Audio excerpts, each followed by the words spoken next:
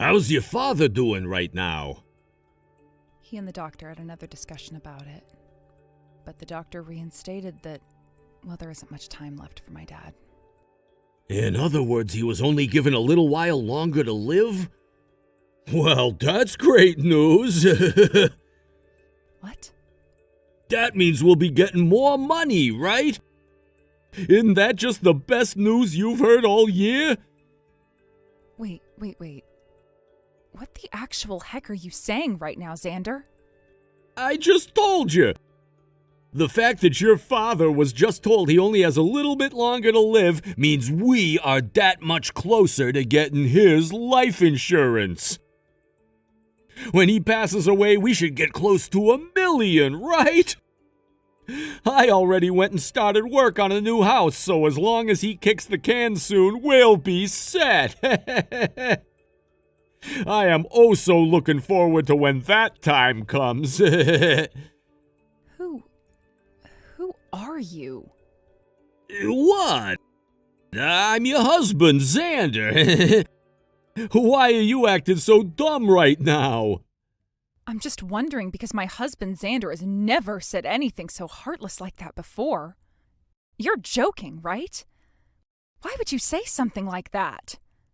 I have been thinking about all of this for a very long time, but I never wanted to say anything to anyone about the money. However, soon your father's gonna be passing away, so I don't have to hold back my true thoughts and desires anymore. And the fact that you never had a mother around when I married you makes all of this so much easier. I'm so glad I was able to hold back my feelings this long. You're a dick, Xander. Hey, shut up! It's your fault for never noticing the fact that I was into you more for your father's money than anything else, idiot! Did you really think there was anything else about you that drew me in besides your family's money? When it comes to all women, all you're good for is helping us men move up in the world. And that's why I'm using you as my stepladder. Is that the way you've thought about me this whole time? Should I say what I really think? Would you go and spill all of this to your father right after? Well, if you go telling him anything that I've said and will say, the shock will only make what time he has left shorter. Man, the fact that he has to die before he ever even got to see any grandchildren is really so heartbreaking. You've been such a freaking idiot that you never had a chance of realizing my true intentions. Now, for dinner tonight, I'm gonna be having some steak to celebrate.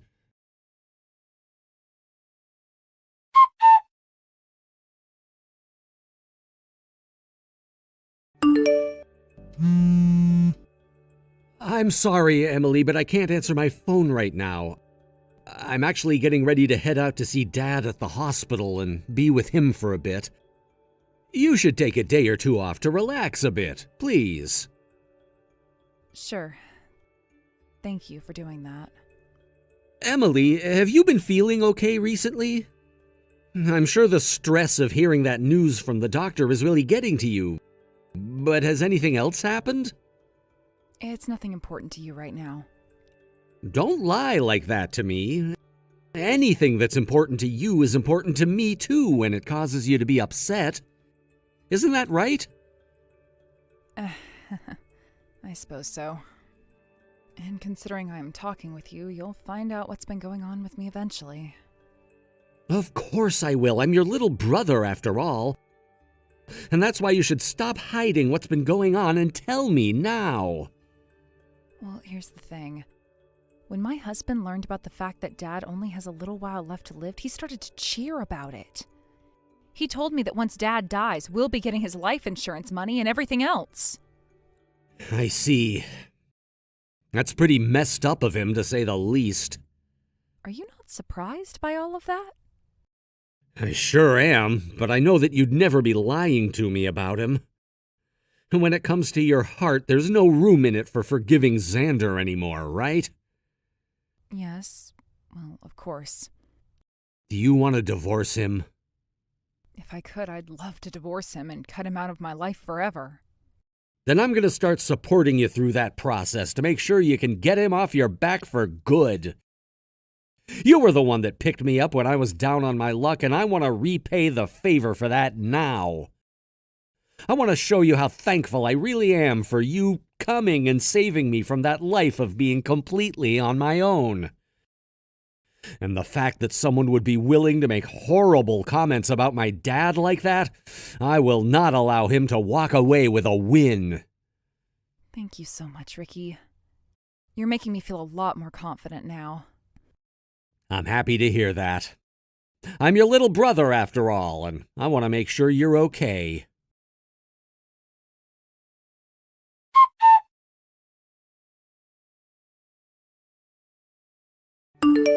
Hey, Emily. Where are you at right now?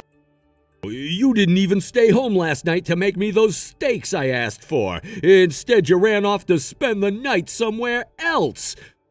Huh, were you in shock after finding out about the true me? I spent the night at my little brother's house last night. You're far too old now to be spending the night at a college student's place. Honestly, I feel so bad for him having to house you. I no longer want to be with someone like you, Xander. What?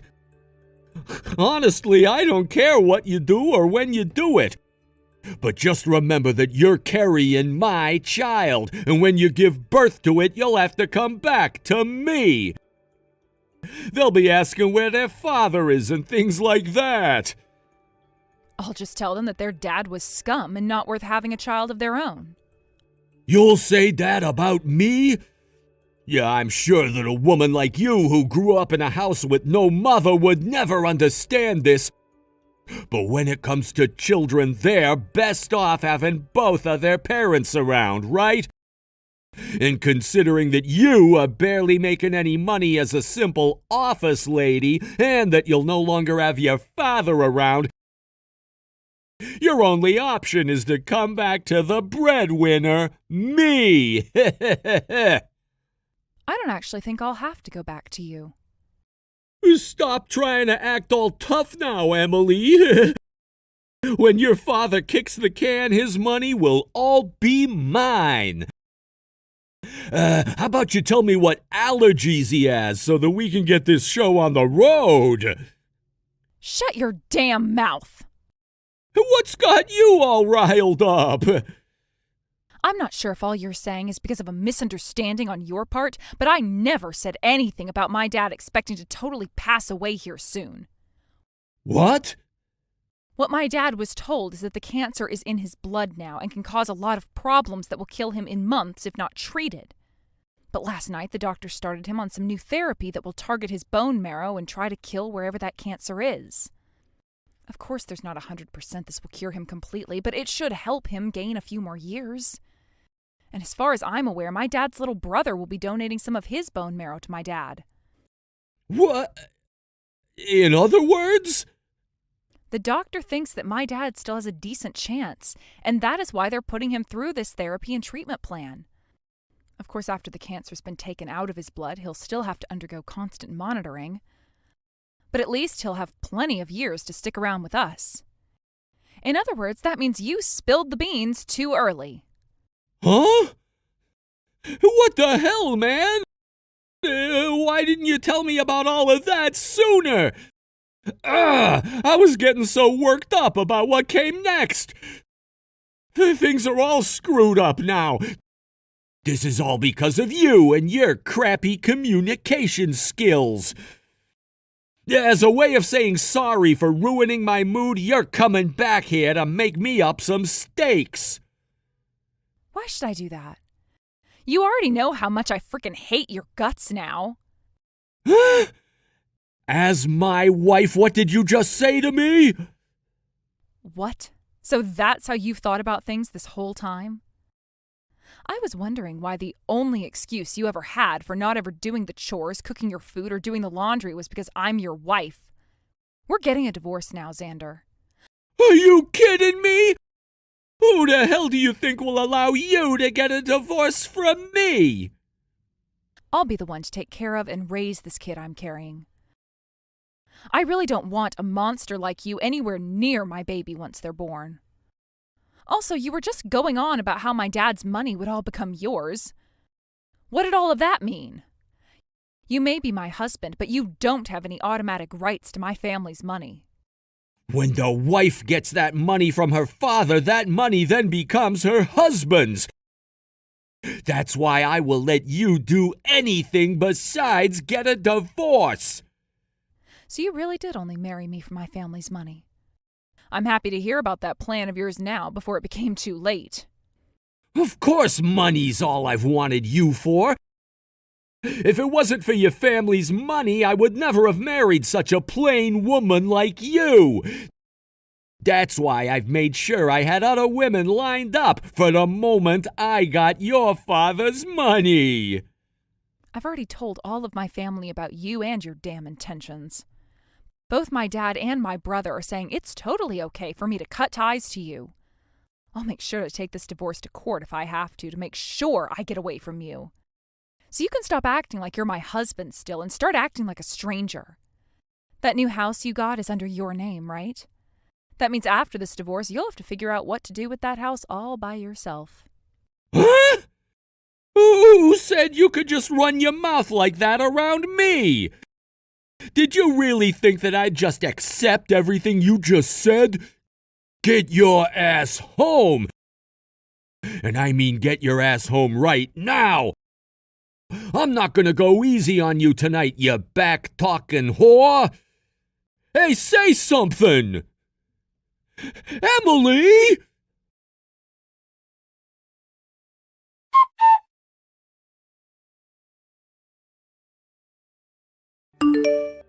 Hello again, Xander. Have you been doing all right over there on your own? Who's this now? Are you her little brother, Ricky? Tell me where Emily is right now. I want you to tell her to cut all of that childish crap and come back home right now. Why should she have to come back home to you? She's going to be divorcing you here soon, right? And whoever said that I was going to accept a divorce from her? And when it comes to something like that, the first thing we should be doing is meeting face to face to talk about it, right? No. Someone who starts to celebrate the death of our father? I don't think any one of us coming out to speak to you is going to get anywhere. That's just what an immature loser like you thinks. You go and tell that whore to get back home right now. I'm sure she's staying there at your place right now, right? Huh? I would hate to tell you where she is right now because who knows what a psycho like you would do. So I'm gonna refrain from answering. I would not like to piss her off any. She's a very aggressive person when she gets upset, so I'll do as she's told me and leave this all be. Ah, but you've known about how aggressive she can be for a long time now, much like I've known about you. Huh? What do you mean by that? I happen to really love my older sister. As family, of course. A long time ago, I lost both of my parents in a really bad car accident, and after that I had nobody and had to go into foster care. But my dad had a really close friend who just so happens to be Emily's dad. And when he came to see how I was doing, Emily said she wanted me to become her brother. That's when he said it was a good idea, and the both of them took me into their home. That all happened close to a decade ago now. That was the first time I fell in love with people who weren't my family. What? What the heck? Then tell me why you were so happy about her and I getting married a while back and weren't all jealous about it. Well, that's because I said to you I love her like family, like my older sister. Not as some woman that I wanted to get married to or anything. And that's how I want her to stay, is as my older sister. Hence why I was so happy when she wanted to marry you, and you guys did so. Really, I've never loved her as anyone else but my sister. Now, I'd still be happy about that marriage, had you turned out to actually have been a good person. That's freaking disgusting! I think you have a few things wrong with your head, you freak! I don't think so, considering who's saying that right now. And unlike you, I happen to know a lot more about you than you think. Do you really know much about me? What are you getting at here, Ricky? You happen to work for a very large company as a businessman. You also happen to have to work late every night, which causes you to come home after 7 or so. And during the weekend, you love to go into work to finish up assignments or go on business trips. You happen to be well respected by all of your higher-ups, and all of your coworkers like having you with them. At least that's what you want everyone to know. However, I know the other side to that coin. Huh? During the weekends, you don't actually go on business trips or into work. And during the week, you don't have to stay late working overtime. Instead, during all that time, you're going out to play with another woman. Huh? What makes you think you can say all of that about me with such confidence? I'll have you taken to court for trying to ruin my image. Are you kidding me? You can't take me to court that easily. And if you did, I'd be in trouble. However, I happen to have all sorts of photos as proof, as well as audio recordings and witness reports, so looks like a woman you recently met through an online dating website has become pregnant. Does that make you a jackass or something like that? Why do you know about that? All I had to do was ask around about you. And when I found the woman you've been with behind my sister's back, it all started to really come out. Of course, I didn't threaten her or anything like that to get the answers I needed, so you can relax, please. All I had to do was have a seat with her and chat for a bit.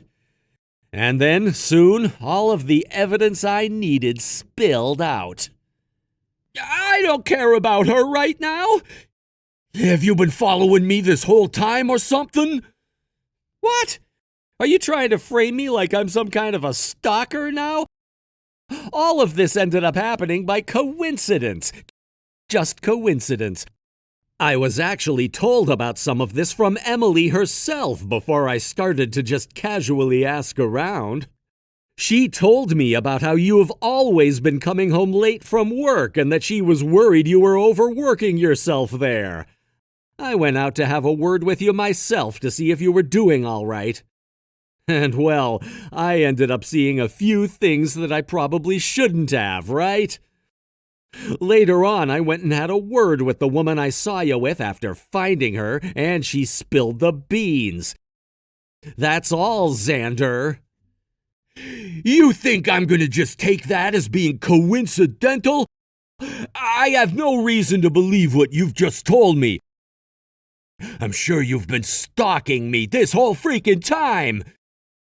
And then you waited for a time like now to come out and screw me over while my wife is trying to divorce me. I know what you've been up to. Huh? Would you be able to prove something like that in court? Because based off the way you said that, all after I brought up some facts, you seem to be cornered. Oh man, I don't have the kind of time to be dealing with all your crap.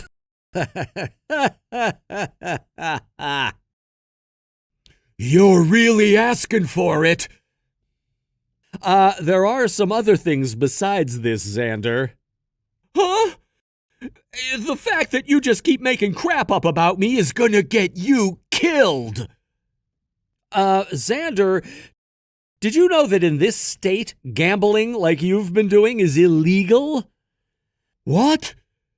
I heard that you've always been well respected by your coworkers, but it seems that some of them go out with you during the night and gamble over something rather illegal. I hear that some of you will even gamble $10,000 in one go sometimes, which is pretty dang wild if you ask me. Now you're really trying to make things up about me. No, I'm not, because I have all the evidence right here. What? Did you know that recently I've been interning at your company and have seen you a few times in the office?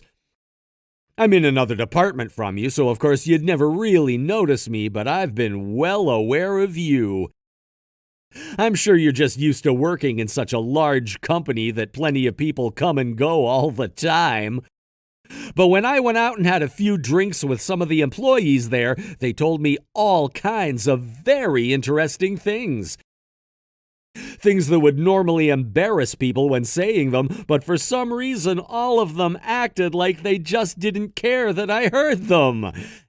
And all it took was a small act of kindness to get the rest of the info I wanted to hear out of them. Excuse me? Don't tell me that you bribed them! Are you being serious right now? Of course I never bribed them. I just gave them a couple extra drinks on the house. And that money was money I made interning for the company, so don't think that I'm getting it the same way you do. Actually, a lot of those drinks were expensive, so I had to pull savings from my old job to afford them, but it was worth it in the end. Anywho, now that I have all this damning evidence of you gambling over things like that, I've been thinking of bringing it up with the head of HR. You're joking, right? Not at all, Xander. Isn't this just great? You'll finally have a reason to get out of that lousy department you've always been complaining about. And this will only strengthen my sister so that she can get this divorce and free herself from trash like you once and for all. What the hell? Who the hell are you, Ricky? Why the hell were you able to pull all of that off so easily? What? You don't know why? I happen to really love my sister and will do anything to make sure that she ends up happy.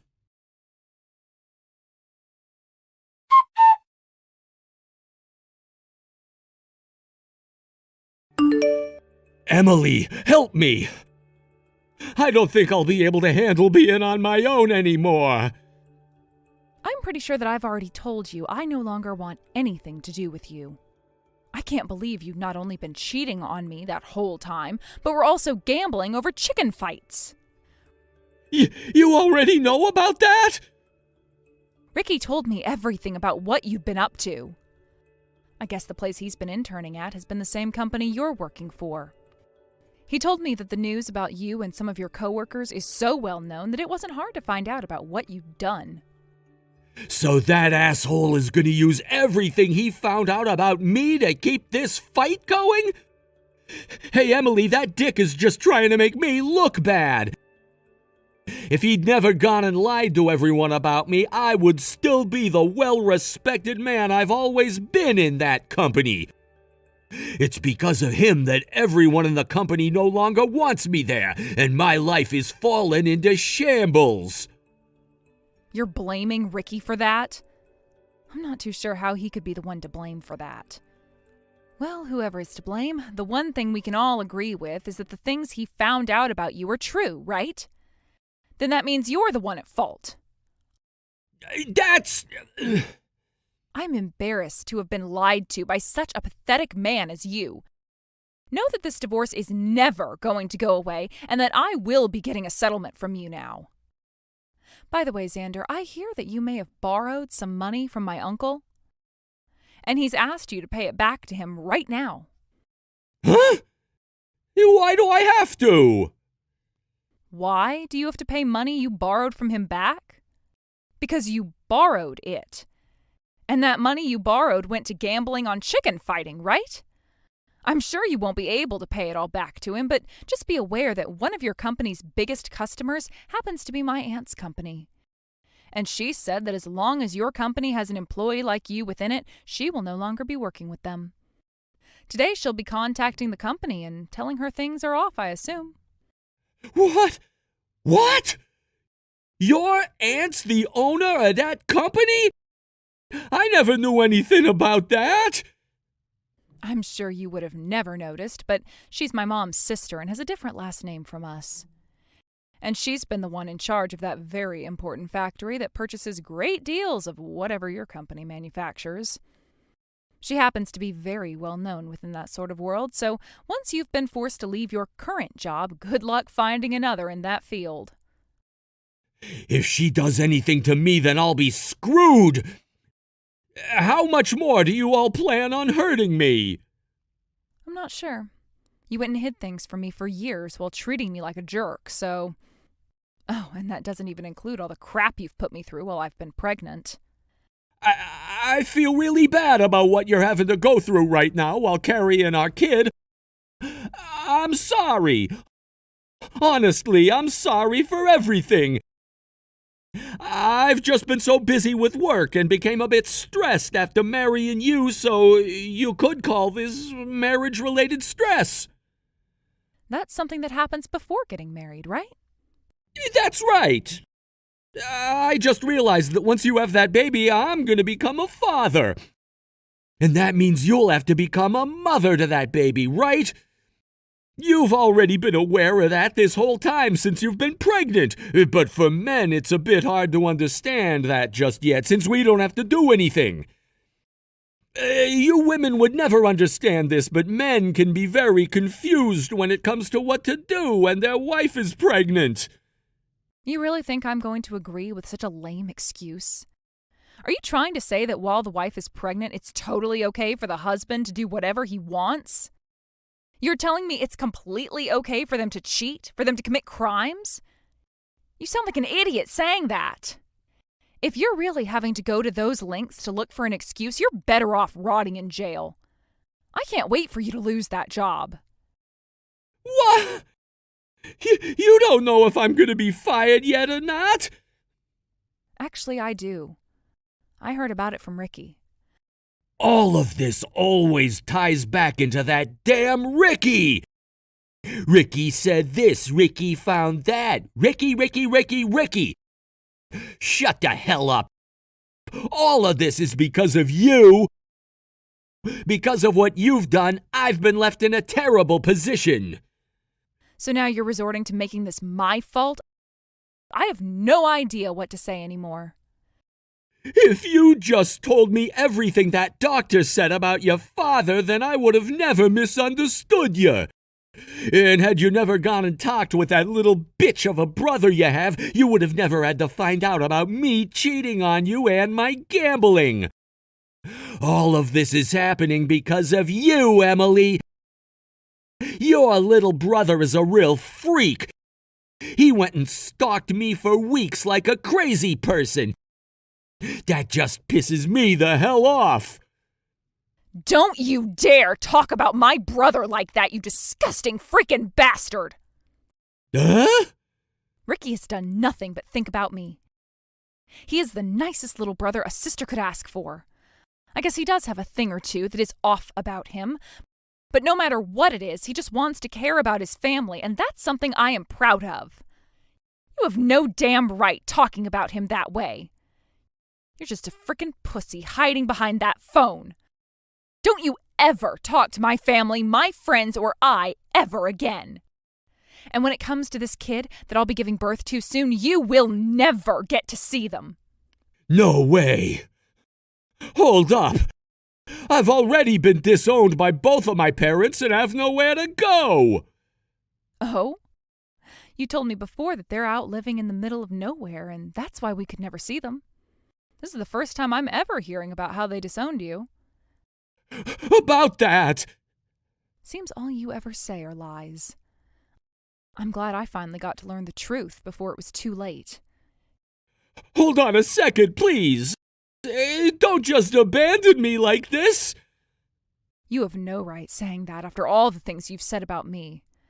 I love how childish some adults seem to think they can act. I'm sorry. I really am sorry. So would you please just forgive me already? No frickin' thanks. And do you think you could really be forgiven after everything you've done? I get that you're frickin' brain dead, but try using that thing between your legs to put some thought into it. I mean, it's made that choice of having you cheat on me before, right? So go ahead, use it to figure out how much of a bastard you really are. Now I'm out of here.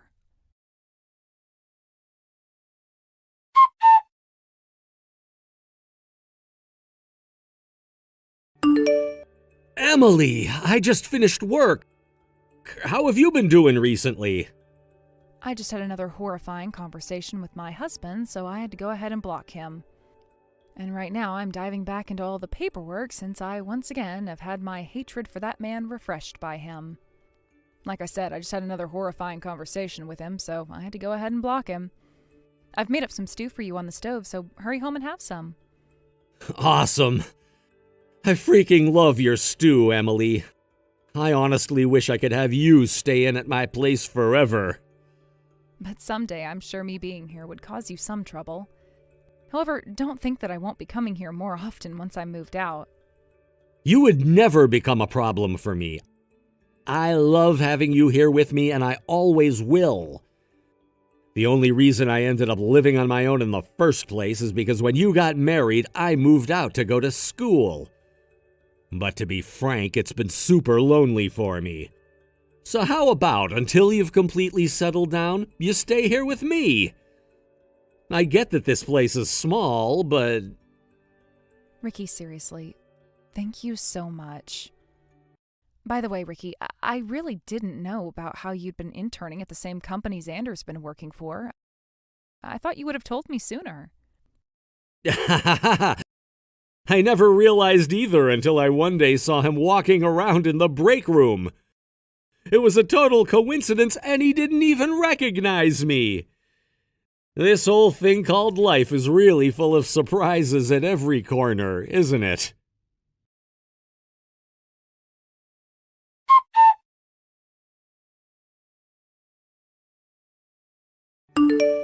The divorce between Xander and I ended up happening not too long after I blocked him. And I was able to get both that settlement from him and child support. He was later fired from the company based on the gambling he'd been doing on chicken fighting, and that soon landed him in jail considering it was against the law. After about a month there, he was able to be released on parole, but now had to face the house he had signed for but could not afford. I'm sure he'll go out and find himself a new job, but that's only if he can find one before he loses his house and has to be kicked out onto the streets. As for myself, things have really calmed down in my life. I've been living with Ricky at his place, but I'm not going to rely on a college student for housing. So I'm in the process of moving out of his place and in with my aunt at her house, where I can then prepare to have my first ever baby.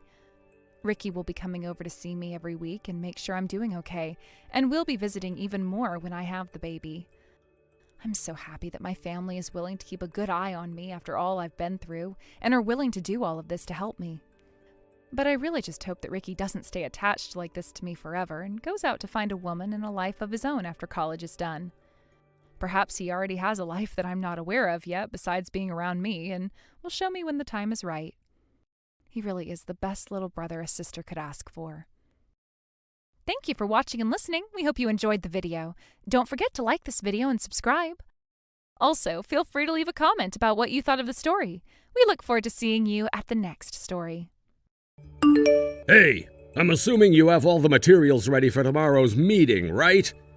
If, by the time I get in tomorrow, you don't have everything for me, I'll kick you out of here. Do you understand me? What? But isn't all the materials for tomorrow's meeting meant to be handled by you, Mason? That is not my job. I don't even have any information myself on what's going on in that meeting, so perhaps I'm not the man for that job. What are you saying? You're the newest employee at this company, right? That means you have to do it all for me, and I shouldn't even have to be saying this right now. If you can't do that work for me, then you're gonna be out of this job before you even make it a year. But this isn't about me being a fresh employee to this company. I just looked over it once more, but you are the department manager, aren't you, Mason? Are you not aware of that? That means you have to be the one to prepare everything for the meeting tomorrow, which involves you personally. Don't tell me that you haven't handed everything out yet! What do you think you're doing? You were supposed to hand everyone those files today at the beginning of the day! What? You waste of time. Ugh. I'm not the one in charge of preparing for that meeting, by the way. That is the job of the newest employee, and that's you! Why are you not able to understand your own job here? If you just think a little, you'd get that all of that work isn't for me to do. Well, even if you think it's my job, if you're handing it off to me, then none of that work will be done. I have my own tasks that need to be done today, and they don't include that kind of work. I'm not even aware of what all you plan to talk about in that meeting tomorrow, and it's getting late. Don't tell me that you're worse than a new hire. You're supposed to already know what your boss wants you to do and shouldn't have to say a word to me before you come saying that the work has been completed. I'm not able to telepathically know all that you want me to get done here. And I have work of my own to tend to as it is, like I said. And I also know that you have work sitting on your desk that needs to get done. So if you're trying to push that work off onto me, I'll have to do something about you. If you can't do my work for me, then you're as good as fired. What? Fired? Mason, although you are a department manager within this company, you do not have the ability to fire anyone that's below you. You have to file a report to HR and have them bring it to the CEO to be dealt with. Do you even know how many people I've already fired while in this position? I've never once gotten HR involved while doing it either. I just tell them to grab their things and leave my site, and boom, they're gone forever. So don't even dare tell me that I can't do it to you as well. Those that do not do as I've told them are bound to be fired by me. If you understand that, then get to it and finish my work so that I don't look like an idiot tomorrow. Well, for the time being, I'll work on getting everything ready for the meeting tomorrow, but after this, if you need my help with anything, please come to me directly and ask. Now that I think of you, you're working on getting a welcoming party together, right? Yeah, I was asked to work on setting it up. I can't believe they want a welcoming party for someone that's only been here 6 months. If you really have time to be putting together a party, then you have time to get more work done for me. Well, I'm not putting together the party because I want to, though. I was asked to do it, so I'm working on it as part of my job. I was told it will help the rest of the company to get to know me a bit more personally, and so here we are. Well, either way, it'll be a huge waste. Huh? What are you talking about? Whatever place you choose to reserve for the party, I doubt anyone will be coming. You're the most worthless employee within this company in its whole history, after all. Worthless? What makes you think you have the ability to judge one's worth within this company? Have you already forgotten that I'm the one doing your job for you by preparing this material for the meeting? You're not being asked to get all those materials ready. You're doing all of that on your own. But I was just asked by you to have all of this material ready by tomorrow. And if this isn't completed by the meeting, then a lot of people will be affected. I don't understand what you are going on about, but I want to focus on my work right now, so I'll be going. I know that you're worthless and don't mind slacking off on company time, but at least get the basics taken care of. Even if that requires you to stay late, you get it all done. I get it. Now, I have to focus, so goodbye. We're not coming to that restaurant today, bud. What? What are you talking about, Mason? We're all gonna have our own party over here. Go ahead and cancel the party you had planned for all 60 of us, please. What the heck are you talking about, though? You're asking me to cancel the reservation on the day of the party? Well, that's because you're a worthless employee. None of us within this company want to go there with you to drink and chat. And which of the employees have been saying that? I believe that it's only you that doesn't want to be here today. And you seem to be the only one that thinks of me as worthless and worth your time talking down to. The only person that thinks people wouldn't say that about himself would be someone as stupid as you are. Is that what you think, then? Am I really that worthless and stupid to you? You're beyond helping, and keeping a worthless employee like you within this company is a pain for your boss. Can you see now that I don't like having to lead you? Well, you worthless new hire can just sit there drowning yourself in alcohol. So you really do enjoy talking down to me like that, then, huh? Well, nobody else is coming to that place you've reserved to have a drink with you. I'm having everyone come with me, and we'll go to another restaurant to drink. You go ahead and cover the cost of that place for us. I see. Then you are fired. Huh? Having to listen to any more of this out of you is going to give me a migraine. I don't think there is any more reason for me to talk with you, so you're going to be let go. What are you saying? You're my subordinate, right? There's no way you'd be able to get your boss fired when you're beneath me. I guess it's true that you are as stupid as everyone said. I've only just become the vice president of this company, Mason. Did you know that? Huh? Today's party is supposed to be in celebration of that, but you should already know who I am, right? Just today, I started to do my job as the vice president, and yesterday was my final day in my last position. And so from today forward, I am no longer considered to be working underneath you. And actually, no one will ever be allowed to work underneath you ever again with this company. What are you going on about, man? The vice president?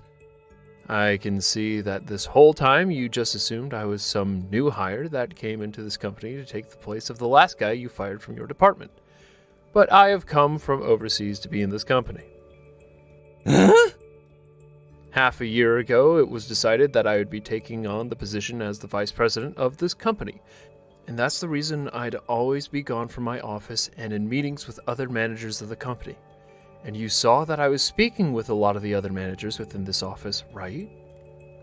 You're lying. I never heard a thing about you becoming the VP. But as a manager yourself, you should have been hearing all about this from upper management, right? Well, from what I've been able to tell, nobody else within this company really tolerates you enough to come talk to you. And I'm sure that you wouldn't have been listening to anything they said to you anyway. Even if you did get emails from the company about me, you would have never opened them. I'm sure had you actually read the news and paid any attention to your workplace, you would have never spoken to me like you have so far, right? Hold on a second for me. Are you being serious? Justin, are you really the vice president now? Well, if you'd have come to the welcoming party today, you would have been informed of that again. But since you went to another location and tried making a party of your own, you never realized that. Be aware that I wouldn't have anything to gain by lying to you about this, Mason. This is all the truth. All of it. So you're the vice president. I'm so very sorry for the very rude attitude I had towards you just then. But I had no clue of this, so nothing I said was meant to be harmful. Can we both just agree to forget about all of this? Can you just forget about how rude I've been to you? I had no reason to believe that you'd become the new vice president of the company. If I had known, I would have never been as harsh about you and would have done everything I could to support you. And so what, Mason? Huh?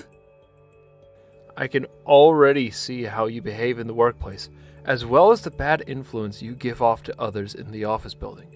So, you are fired. And that's final. You are far too rude with how you handled me. Huh? You really want me fired? And you do it that easily? Can you please calm down for one moment? Open your eyes for 1 second. I'm a department manager here, and I'm a lot older and wiser than you are, Justin. If you think you can just fire me without thinking of the consequences, then you're not fit to be the vice president. Of course this won't be easy for me, but because of the way you have acted thus far, there is no better chance to get rid of you than now. I can tell that if you're not taken care of, you'll continue to harm new hires, just as you always have. And then under the misunderstanding that you have the right to fire others when you please, you force the new hires to do your work for you. You've really made it clear to me that you're not worth the salary you earn. I've already gathered enough evidence of your harassment of subordinates, and so once I've brought this up with the others in upper management, you'll be in grave danger. And so that's why I'm helping you go through all that trouble by having you fired right now. Fired? Are you seriously going to say that to me? You had just been working under me the last 6 months. Do you think it's okay to say that to me now? And I was only your subordinate for a little while as they prepared me to take the seat as the vice president. And during that time, I saw just how horrible of a person you are. I don't have all the details on the damage you've already caused to the company, but it ends right here. You understand that always having to hire new employees to fill the position of those you fired costs us a lot of money, right? I do understand that, but this company doesn't have the money to hold on to worthless employees, right? That's exactly right. Right? And so I was doing my job and taking care of all those worthless idiots. I haven't done anything besides that. Just as you've said, Mason, I'll ask that you leave your position as well. Huh? You said this company doesn't have the money to waste on worthless idiots, right? So I'm asking that the most worthless and idiotic employee leave this company right now. Wait, what do you mean, worthless? Are you talking about me? All you did was force those below you to do your work as you sat at your desk on the phone or on YouTube. And when asked to go on business trips, you'd use the company's card to pay for all the fun you had away from work. You also never ended up finishing the materials that were due for that meeting. For the past 6 months, I've been able to see firsthand just how much you slack off and waste the company's time. I literally sat there with my desk next to you as you would do all these things, so there's no playing dumb now, Mason. You're wrong! That's not at all what's been happening. What you had seen me do wasn't the norm for me. I never did any of those things to harm this company. Whether you had the intent of harm or not, it no longer matters at this point. After this, I will no longer allow you to waste this company's time and money. So I'll say this one more time for you. You are fired. Wait, that's impossible! Seems that you're having a hard time hearing from me that you're being fired, but right now you should be concerned about the restaurant you reserved. Huh? Now that you mention it, nobody has shown up yet. Do you know why nobody has come to the party yet? Is everyone still working or something? Your welcoming party was canceled, right? Everyone from the office is here with me right now. With you? What? What I'm saying is that everyone came to celebrate with me at the party I was asked to put together. Hence why nobody came to your party. Perhaps they don't want to be there because nobody cares about you? Of course, some of them asked me why they were called and told to go to that place, but I just told them that that was incorrect and to still come to this restaurant. What? How did you... Well, while you were supposed to be doing your work, or should I say, well, slacking off, I was talking to everyone else about the correct plans. Why would everyone listen to you, though, instead of me? Perhaps that's because I'm the vice president and I made these plans. So no matter how you think of yourself, they were going to trust me. Especially when they all said they didn't want to go with you. But you did this to yourself in an attempt to humiliate me. Don't try and drag other workers down with you just because you're too stupid to do your own job. But having to cancel the day of is gonna be too difficult. But that's what you wanted to happen with me, right? What's the cancellation fee going to be like? Do I have to be the one to pay it off? Of course. You were the one that made yourself make the reservation there, so you'll have to pay for it. We're all here now having a great time, so you don't have to worry about coming and joining us. And since you're fired anyway, you can't come.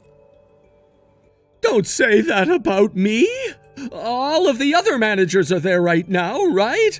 Then I'll get my things and be there as soon as possible. I want to be there. Not only are all the managers here, but so is the CEO. Huh? The CEO came too? I seriously never thought you'd be able to get the CEO to come to that party. If I'm not able to show up, things will be bad for me. I don't think that the CEO is okay with you joining us tonight, though. I just told you that you're fired, so it's really alright that you don't show up here at all. I know that even though you were a manager for a long time, they're forcing all your work onto me, but this all should make your position in our company a whole lot clearer, right? Now, you go and take some time to enjoy yourself there with the reservation you made. The worthless manager can sit by himself and enjoy a drink. Mason started to lose himself for a bit and tried to get into the restaurant that I had reserved for the party. But that involved him running away from the place he reserved for 60 people without paying, and so the manager of the restaurant called the police and he was taken into custody by the police.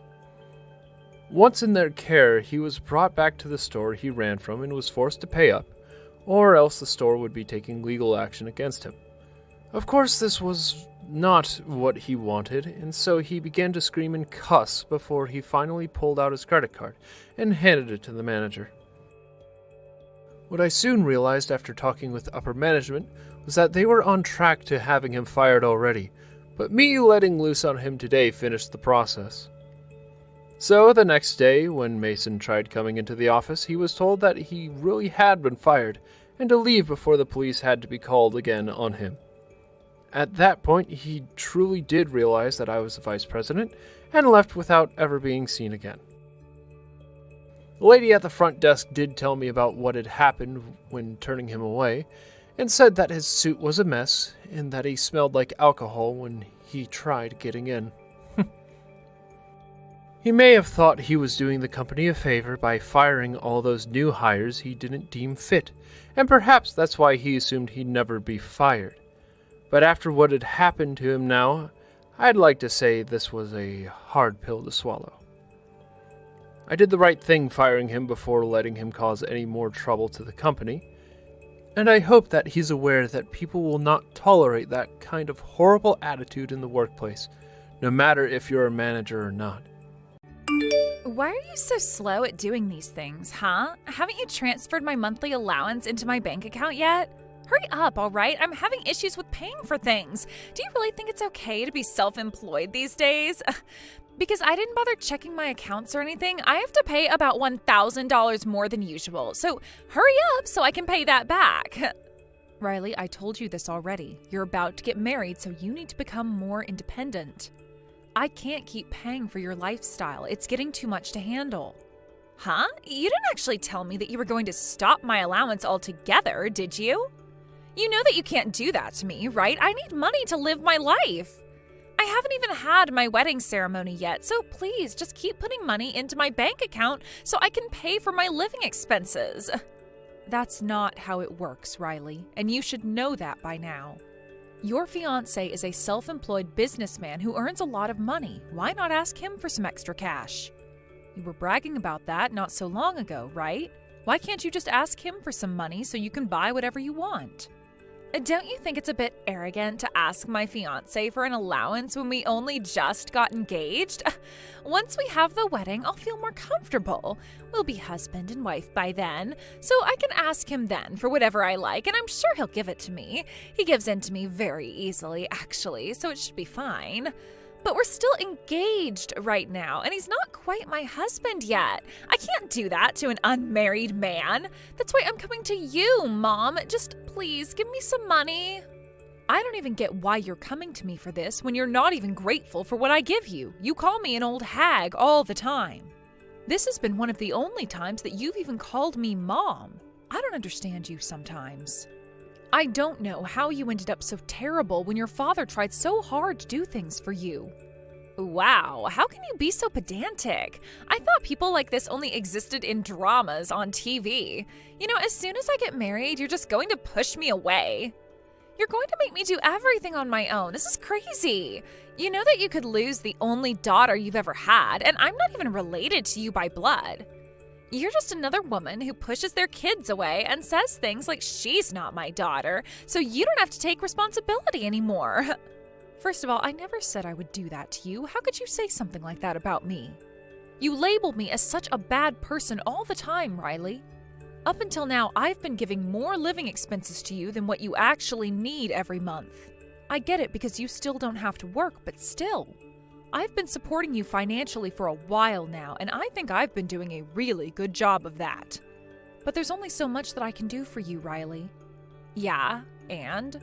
So what that you have? You're making quite a bit of money, so you don't have to be so stingy with your earnings, right? You're my stepmother, after all, okay? You should be financially supporting me, no questions asked. You're the one that got married knowing you'd have to look after your stepchildren. Yes, I suppose I did, but I thought you'd be a little bit more grateful for the support I give you. Of course that's why I've been providing support for you to live. I'm trying to treat you as if you were my real daughter, my real flesh and blood. A woman should be allowed to do that at least. Yeah, so I don't see what the problem is. Please, just give me my living expense payment. For the sake of your adorable daughter's survival in this cruel world. Well, the problem is your attitude at the moment. You know that I work really hard to earn that money, right? It doesn't just fall out of the sky and land on your feet. I've given up a lot of my own downtime to work and to provide as much as I can for the family and myself as well. Yes, I've heard this whole speech before, and you've earned it through doing hard work. I get it. That's why I'm glad you're giving some of it to me. I can't think of a better way to be spending the money that you earn. It's pretty good, right? You've been working a little bit up until this point, right? You know how difficult it is to make a lot of money these days. Yeah, but that's why I'm asking you for money now, all right? Look, I quit my job already, and I've left the company I worked at. Wait, what? You've quit your job already?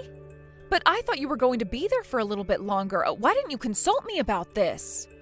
Because I'm an adult now, and I don't need to consult with my stepmother every time I need to make a decision on something. I'm getting married soon, so of course it was the right thing to up and leave the company. I don't need them now anyway. I'll have my husband soon enough. My fiancé makes good money, so my future is looking very financially stable at the moment. The people around my desk were also very annoying, so I just quit. But you really can't just go and do something like that so soon. I feel like this could have been planned out a little better. I say this to you because I'm self-employed and it takes a lot to be successful. It's best to not seek stability from a self-employed position. It's unpredictable. Even though I'm making a lot of money now, I could fail and lose my business at any time. The economy could send me into a downward spiral. So maybe, for the time being, you could get a part-time job so that you're not in hot water later on. It would really help you in the long run, to be honest. Yeah, but that's the case you have to deal with. What you're saying isn't the situation I'm in. Look, my fiancé is a very smart person. He's not going to fail no matter what happens to the economy or if other outside forces change. You're being too anxious. But you don't know what happens out there. You're not living in the reality of the real world, Riley. You think that you can get away with anything and everything? Being able to earn your own money can also be your only line of defense if something bad happens. Are you really going to put all of your eggs in one basket? Okay, whatever. I don't like talking to you when you get like this. An old hag like you leaves a stink on everything they say and do. What's your problem? Are you jealous of me or something?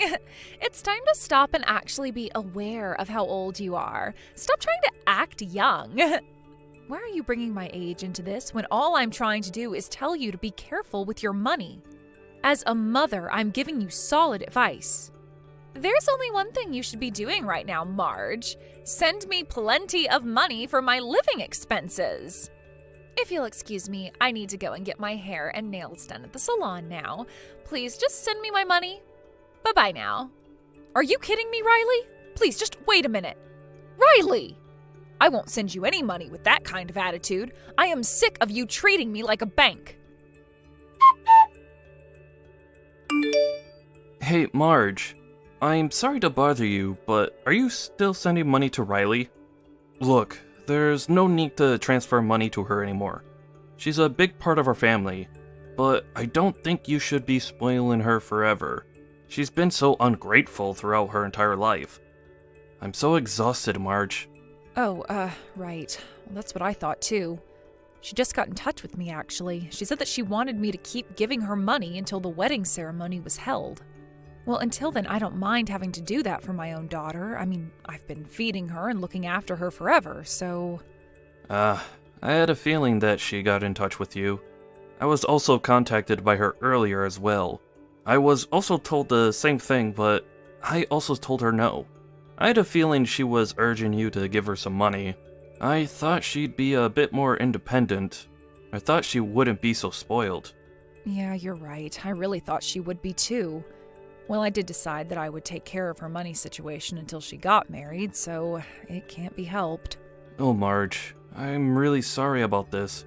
I've put too much effort into giving her what she wants, and now she's acting so terribly. I've caused a lot of trouble for us now. I can't stand the way she treats me and you. It's absolutely disgusting behavior.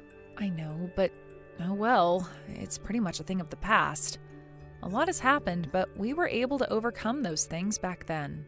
Once Riley is married and everything, things should settle down and maybe we can have a bit more peace and quiet. Yeah, I really hope so. That girl is also getting married and should be acting like an adult. She needs to stand on her own 2 feet. Let's enjoy the time we have together from now on. Things have been kind of bad up until now. I just want to relax and spend the rest of my life with you, with no troubles. I knew what I was getting into when I married you, Alan. I know you always feel bad and apologize for what's happened, but you've got to realize that none of this is your fault, Alan. But yeah, I will say I was surprised that she was more of a problem child than I expected. Yes, and you've done so well with trying to cope with her. I do thank you for all the help you've given me, and that you've tried to do as much as you can for her. Yeah, however, I didn't think that she'd find a man that earns his own money. I never expected that at all. I'm wondering if he's hiding his bad behavior or something dodgy. Maybe he's on the same level as Riley. Maybe one is just as bad as the other. I mean, I could be totally making this up, but I just have a bad feeling. Hopefully he isn't that sort of guy, but I guess only time will tell. I would be grateful to be given a son-in-law that's better than Riley. Oh, my dear, your true feelings are really coming out now. I suppose we'll get to know him more soon enough. I'm looking forward to seeing what kind of person he is when it comes to seeing him at the wedding ceremony. Hopefully, things go a bit more smoothly, but I feel like it won't turn out that way. It never does. Yes, it'll be an interesting occasion for sure. But let's just keep an eye on him, shall we? Anything could happen when it comes to anyone being with Riley. Hey, Marge, you won't believe this, but my fiancé has been treating me to things all day today. I'm able to buy the things that I need for my wedding. He really is the best guy.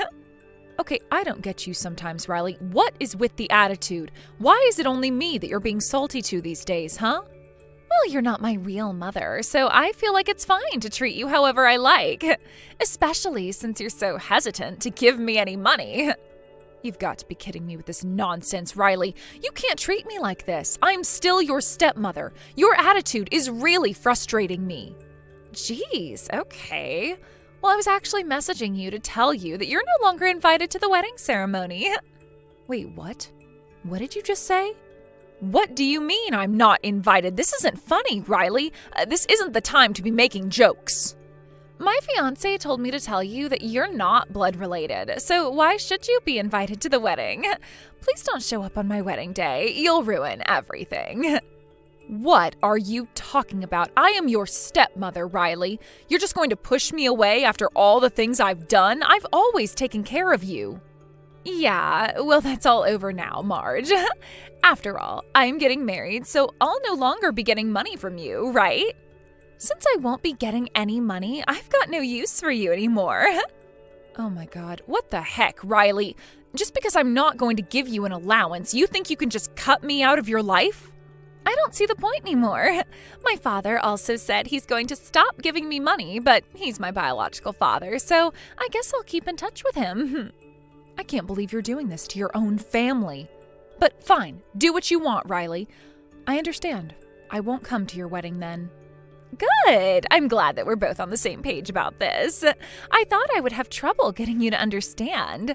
I don't want you involved in the rest of my life. Goodbye, you old hag. Don't even think about getting in contact with me ever again. I don't plan on it. I wish you nothing but the best, Riley. I hope that things work out for you and your fiancé. Just be careful because karma does work in some strange ways, you know.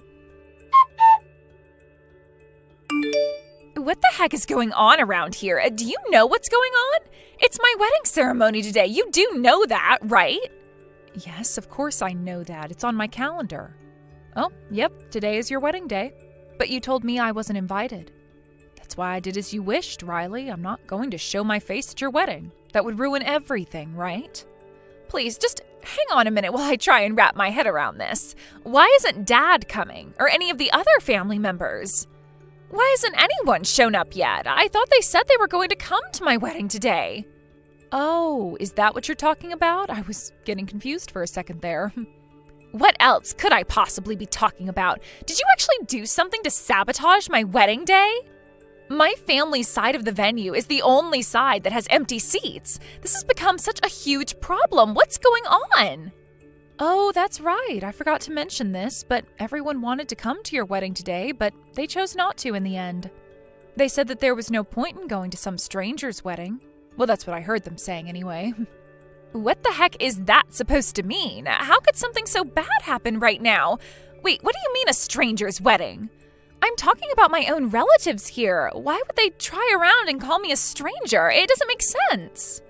Well, the people that have been speaking this way are also my relatives, Riley. I guess to you, that would be your former relatives, to be precise. But I don't understand what you're saying. You're the only one in our family that's not a relative, Marge. No, I'm married to your father. I'm very well recognized as being a part of the family. But what about you, Riley? Huh? What on earth are you talking about, you evil woman? I'm my father's real daughter. What are you even saying? Have you gone insane? Riley, it seems like you've always been acting like this so that you can embarrass your relatives. You're always mean to the people around you. When you were little, you broke your classmates' hearing aids and played with them, thinking it was funny that they couldn't hear. Apparently, it was difficult to pay back the compensation that you owed. It was a huge bill. You caused the family so much trouble. Okay, yeah, maybe I did something along those lines, but come on, I was just a kid. We all do silly things. Kids can't help that. Besides, what's that got to do with what we're talking about right now? You need to tell those family members to get down here and fill those seats. We can talk about all the issues after the ceremony is finished. This is my day, and all eyes should be on me and only me. I'm the bride, remember? Well, it seems like everyone here doesn't care about what you just said, your father included.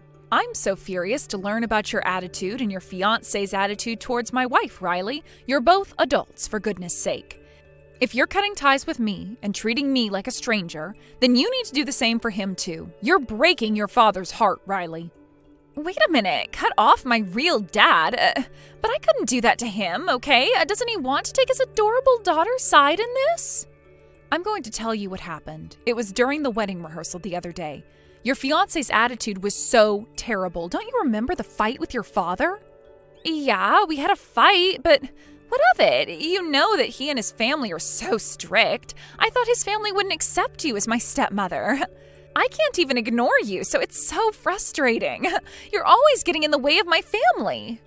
Up until now, Riley, I have treated you as if you were my real daughter. Whenever you got into trouble, I gave you money. I let you live your life without any inconveniences, and yet you still treat me badly and behave like this. I'm over it. And that's something that you wanted to do out of the kindness of your own heart, isn't it, Marge? Would you just stop being so patronizing? You know that I'm not going to forgive you for giving up your money for me. Do you think I should feel sorry for you? You should have been more careful about marrying my dad. Well, I was very much aware of your father's situation when it came to you. I'm a business owner, Riley. I'm not too worried about money. I know that you always thought that you could get a lot of money out of me since I was able to become your mother, so you just used me for that. Because I was able to give you a lot of money for your living expenses each month, I suppose it was a condition so that Alan and I could get married. Yeah, that's right. So, what's your point in all of this? Even if that wasn't the case, we were still poor. I was just a girl who used her father's money. I guess it's only natural for you to hate for trying to suck my dad's bank account dry. Yeah, I definitely thought that you thought of your father as a money tree and that's it. But he and I were aware of that. Yeah, I had a feeling you were both aware. Well, to be honest, I don't give a crap about that. I guess thank you for giving me money up until now. Thank you for all the hard work you've done, Marge. I guess it wasn't all for nothing. Okay, that's it.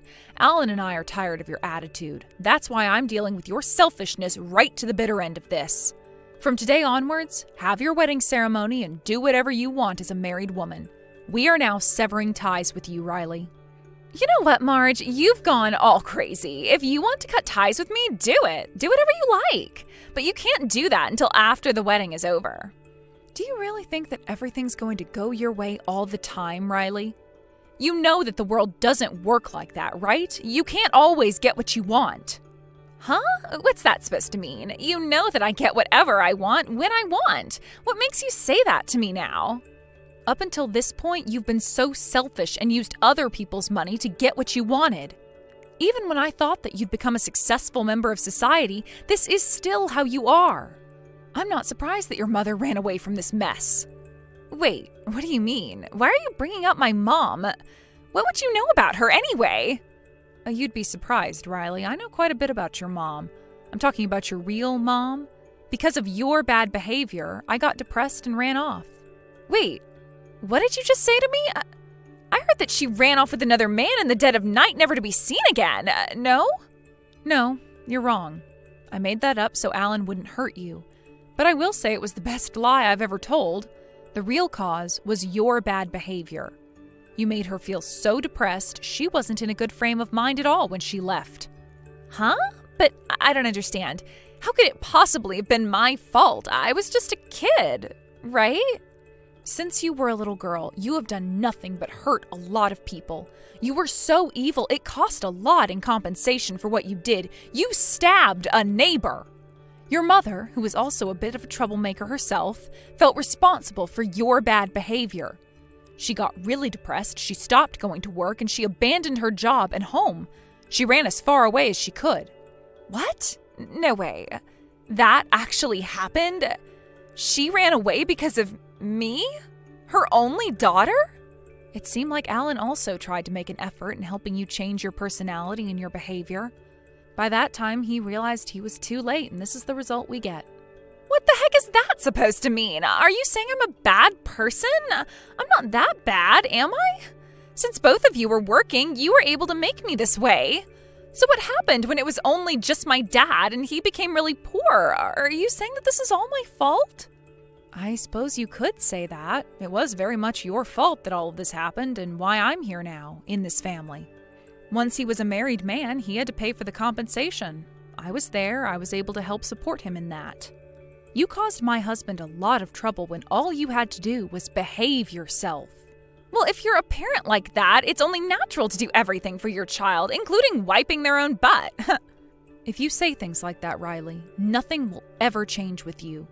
What you are will never change. All of your relatives are really disappointed in you. Especially when they found out that the one person who took good care of you wasn't invited to the wedding. I don't need an ungrateful daughter like you in my life. Okay, alright, I get it. You've made your point. Fine, then you can come along with them too. This is so embarrassing for me, okay? Didn't I tell you that the family is really strict? I'm so annoyed. They're making me do something like this. I just need them to cooperate with me just this one time. Wow, you are not making things any easier, are you? Look, you chose this man all on your own, so now it's up to you to create your own happiness. If you think everything will go your way, you're wrong. This is what has happened as a result. You have caused so much trouble for us, even though we took care of you. God, give me a break, Marge. If things continue like this, my marriage could be annulled. I don't want that to happen, so please just get over here. We can't start the ceremony like this. Everyone will start questioning me where my family is. I can't have that happening. His family will wonder what's going on. It's all your own fault, Riley. Apparently all the relatives will cut ties with you after this because I made a connection with you. I've suffered my own loss here. I don't wish for this to happen, but I've got no other choice but to do this, Riley. Don't just use people and think they won't notice what you're doing. Okay, I get it. Look, I'm sorry for what I've done up until now. Please, let's just talk about this later and just get the family to come over here right now, please. There's nothing more you can do now, Riley. Even if you cry and beg, nothing's going to change. You've taken advantage of all the people in your life, and we've had enough of it. Don't you know that you need us more than we need you now? I bet that it's hard to be abandoned by all the people in your family and then get that realization that you're just a scumbag daughter.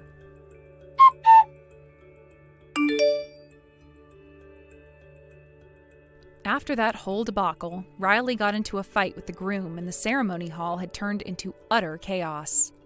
Apparently, the groom's relatives were so disappointed that they decided to file the divorce for the fiancé. Some of Riley's friends said that they honestly didn't want to get involved with what happened. Apparently, this led to her being the laughingstock of the entire day, and she had become estranged to them. She was also cut off from all her relatives as well. With no one left to rely on, she reluctantly started looking for a part-time job in order to make a decent living for herself. At her former workplace, she proudly resigned from there. However, they all made fun of the unmarried woman, and so she quit her job and has never returned to her old workplace. Also, her former colleagues had heard so many rumors about her. They came to her part-time job to make fun of her, and she was so embarrassed. Riley's lived her life making fun of people and taking advantage of them. What goes around comes around, I suppose. Alice, when are you going to come see us? I plan to come see you during the long weekend in May. Why do you ask? You're not going to come see us until May? That is too far away. Can't you come over sooner? You're part of this family now. You should make time for your new family too. What do you mean by that? Look, I've told you many times before, but I don't think you understand what it means to marry into this family. We have certain rules and traditions that need to be followed. We have certain expectations of you. I see. You've told me this a million times, but I still don't seem to grasp the meaning of what you've been telling me. You married my brother, so I'd like you to come visit more often with him. It's quite simple, really. And don't you think you're being rude to my parents as well? They miss having my brother around. I don't think that I'm being rude to anyone. That kind of thinking is what makes you rude. Now that you're married, you should think more about your in-laws and their needs. Don't you want them to like you? The happiness of your husband's family should be one of your top priorities now. Didn't your parents teach you any manners? I feel sorry for you that you grew up to be so clueless. You're the one that doesn't have any manners. You shouldn't make negative assumptions about my parents. You don't even know them. I'm not being rude. I'm just stating the facts. The reason why I haven't been able to come visit you and your family often is because it's difficult for us to take time off work. We're both really busy. If we had the time, we'd come over. Your mother is very understanding about this, so I don't know why you're making such a big deal out of this. My mom is only being nice to you because she doesn't want to be rude. Deep down, she misses seeing my brother. You shouldn't take her kindness for granted. You haven't been able to produce any offspring yet.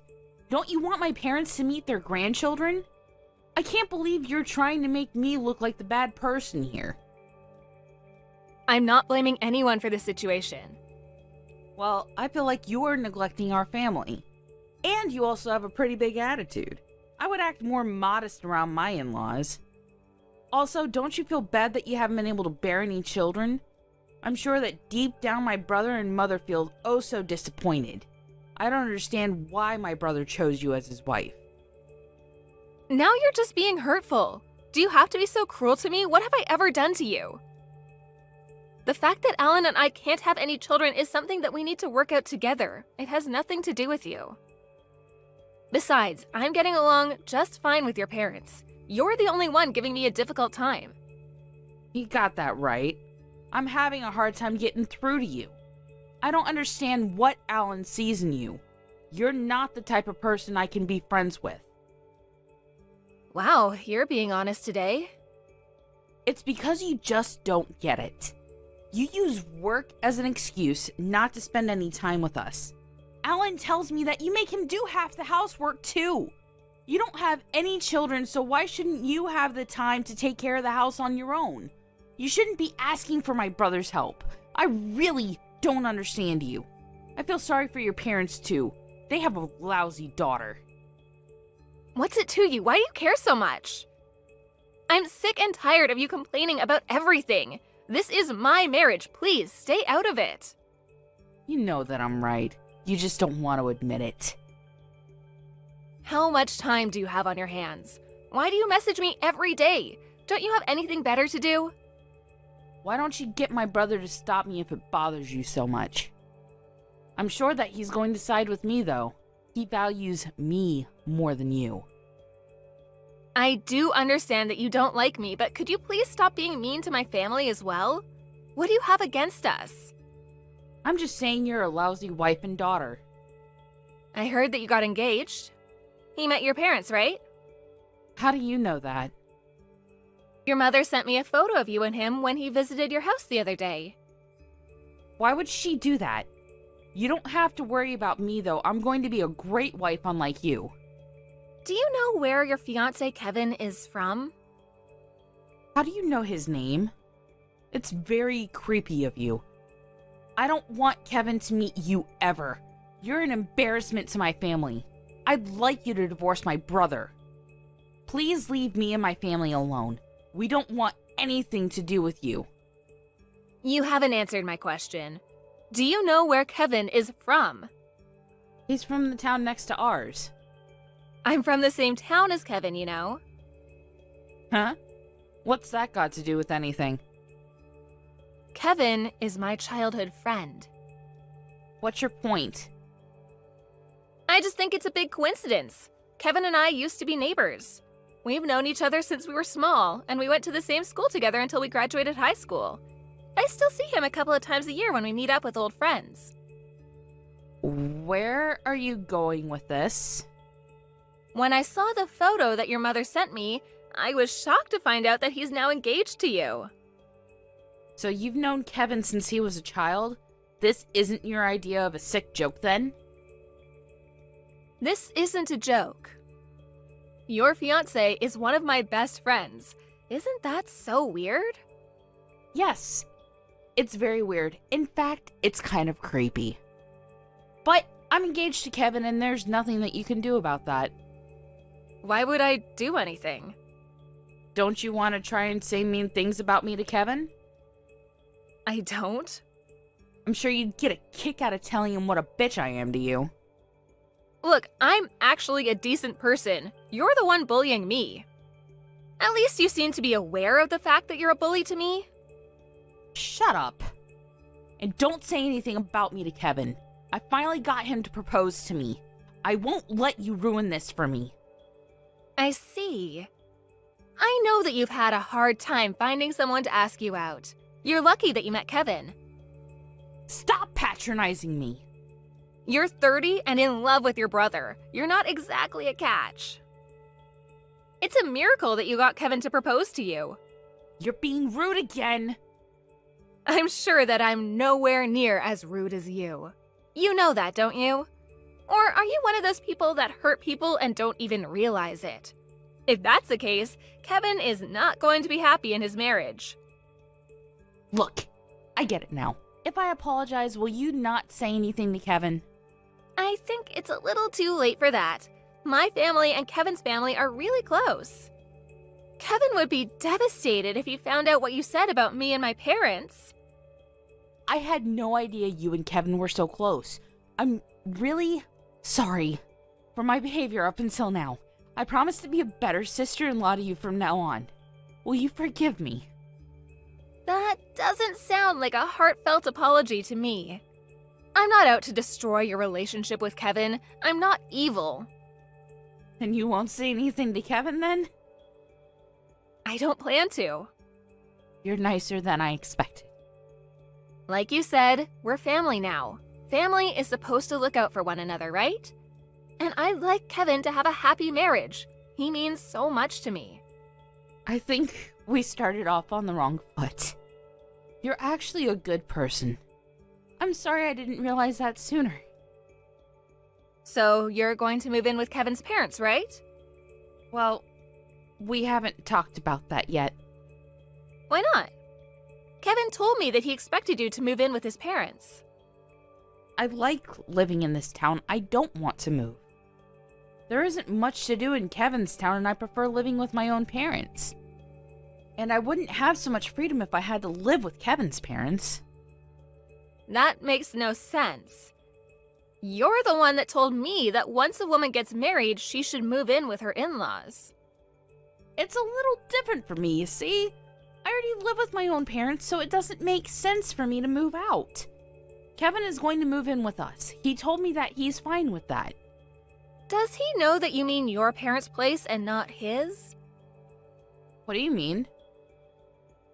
If you only said live with your parents, he may have misunderstood you and thought that you were talking about his parents and not yours. But if I'm the one using the word parents, normally that would mean my parents and not his, right? Okay, if you say so. I was just a little worried because I know that Kevin divorced his ex-wife because she refused to move in with his parents. I figured that he would expect the same from you, that's all. What? I suppose he loves you more than his ex-wife. Lucky for you. If Kevin's okay with it, there's no issue here. Wait a minute. I wish you and Kevin all the happiness in the world. You're not making any sense. I had no idea that Kevin was married before. You didn't know? Why would he hide that from you? In fact, Kevin's been married twice before, and he has 3 children from his previous marriages. I assumed he told you that. Well, he didn't. You're making this all up. You're just trying to get back at me. I'm merely stating the facts here. I'm surprised that Kevin kept this from you. By the way, I let Kevin's mother know what kind of person you really are. What did you say to her? I told her that you knew how important it was for you as Kevin's wife to move in with them after you two are married. Kevin's mother really appreciated the fact that you were willing to move in with them. She was thrilled. Kevin's first wife moved in with them, but she had enough after 6 months of living together. And Kevin's second wife was resistant to moving in from the beginning. She's so happy that Kevin met you. This is the first time I'm hearing of this. Kevin didn't say a word to me. I am not going to move in with Kevin's parents. I guess you should say that to Kevin and his parents because they seem to think otherwise. But if you tell them how you really feel, Kevin may rethink his marriage to you. Is that really what you want? I mean, you were so desperate to get married. I can't see you meeting another man anytime soon. I am not going to live with Kevin's parents, but I can persuade him to still marry me. I'm sure that he'll understand where I'm coming from. Are you sure about that? Kevin's really old-fashioned in his way of thinking. And he loves his mother too much. He probably loves her more than he loves you. The two are inseparable, so I think that you'll have a hard time persuading them. Really? I didn't know that Kevin was so close to his mother. What am I supposed to do then? Also, I had a chat with Alan. I showed him all the messages that you sent me up until now. Why would you do that? I was angry, and I wanted him to know what you were doing to me. We both don't intend on coming over to your parents' house as long as you live there. And you won't be hearing from either of us again. Why is Alan upset with me too? He's upset because you don't know how to be nice to me. He used to love you, but after he saw how you were treating me, he was pretty upset. If you decide to move in with Kevin's parents, we can go see your parents whenever we want to. Don't you think that moving in with Kevin's parents is the best thing for everyone in this family? Please ask Alan to forgive me. My mother will be upset if she finds out that Alan's angry with me. This is your mess. You need to figure out a way to fix this yourself. Say hi to your new mother-in-law for me. Please don't message me ever again. Bye! Karen explained to Kevin that she wanted to continue to live with her parents and she asked him to move in with her. Kevin didn't want that because he didn't want to be separated from his own parents. Kevin told Karen that he would call off their engagement if she didn't agree to live with his parents, and if their engagement were to be called off, he would be asking her to pay him alimony. In the end, Karen ended up marrying Kevin and putting his needs before her own. But things didn't go so well for Karen. She found it tough and miserable to be living with her in-laws. On top of that, she saw that Kevin had to use a majority of his earnings to pay for child support for the children that he already had with his previous 2 wives. That didn't leave much money for Kevin and Karen, and so they were forced to live a frugal life. Also, Kevin cared a great deal for his mother and didn't pay much attention to Karen, which left her feeling very lonely. I guess karma gave Karen what she deserved in the end. I've finally chosen what university I'd like to go to. It's going to be the one to the north of us here, Wilmore Tech. But having to think about your moneyless butt still being in this house is not a great thing for me.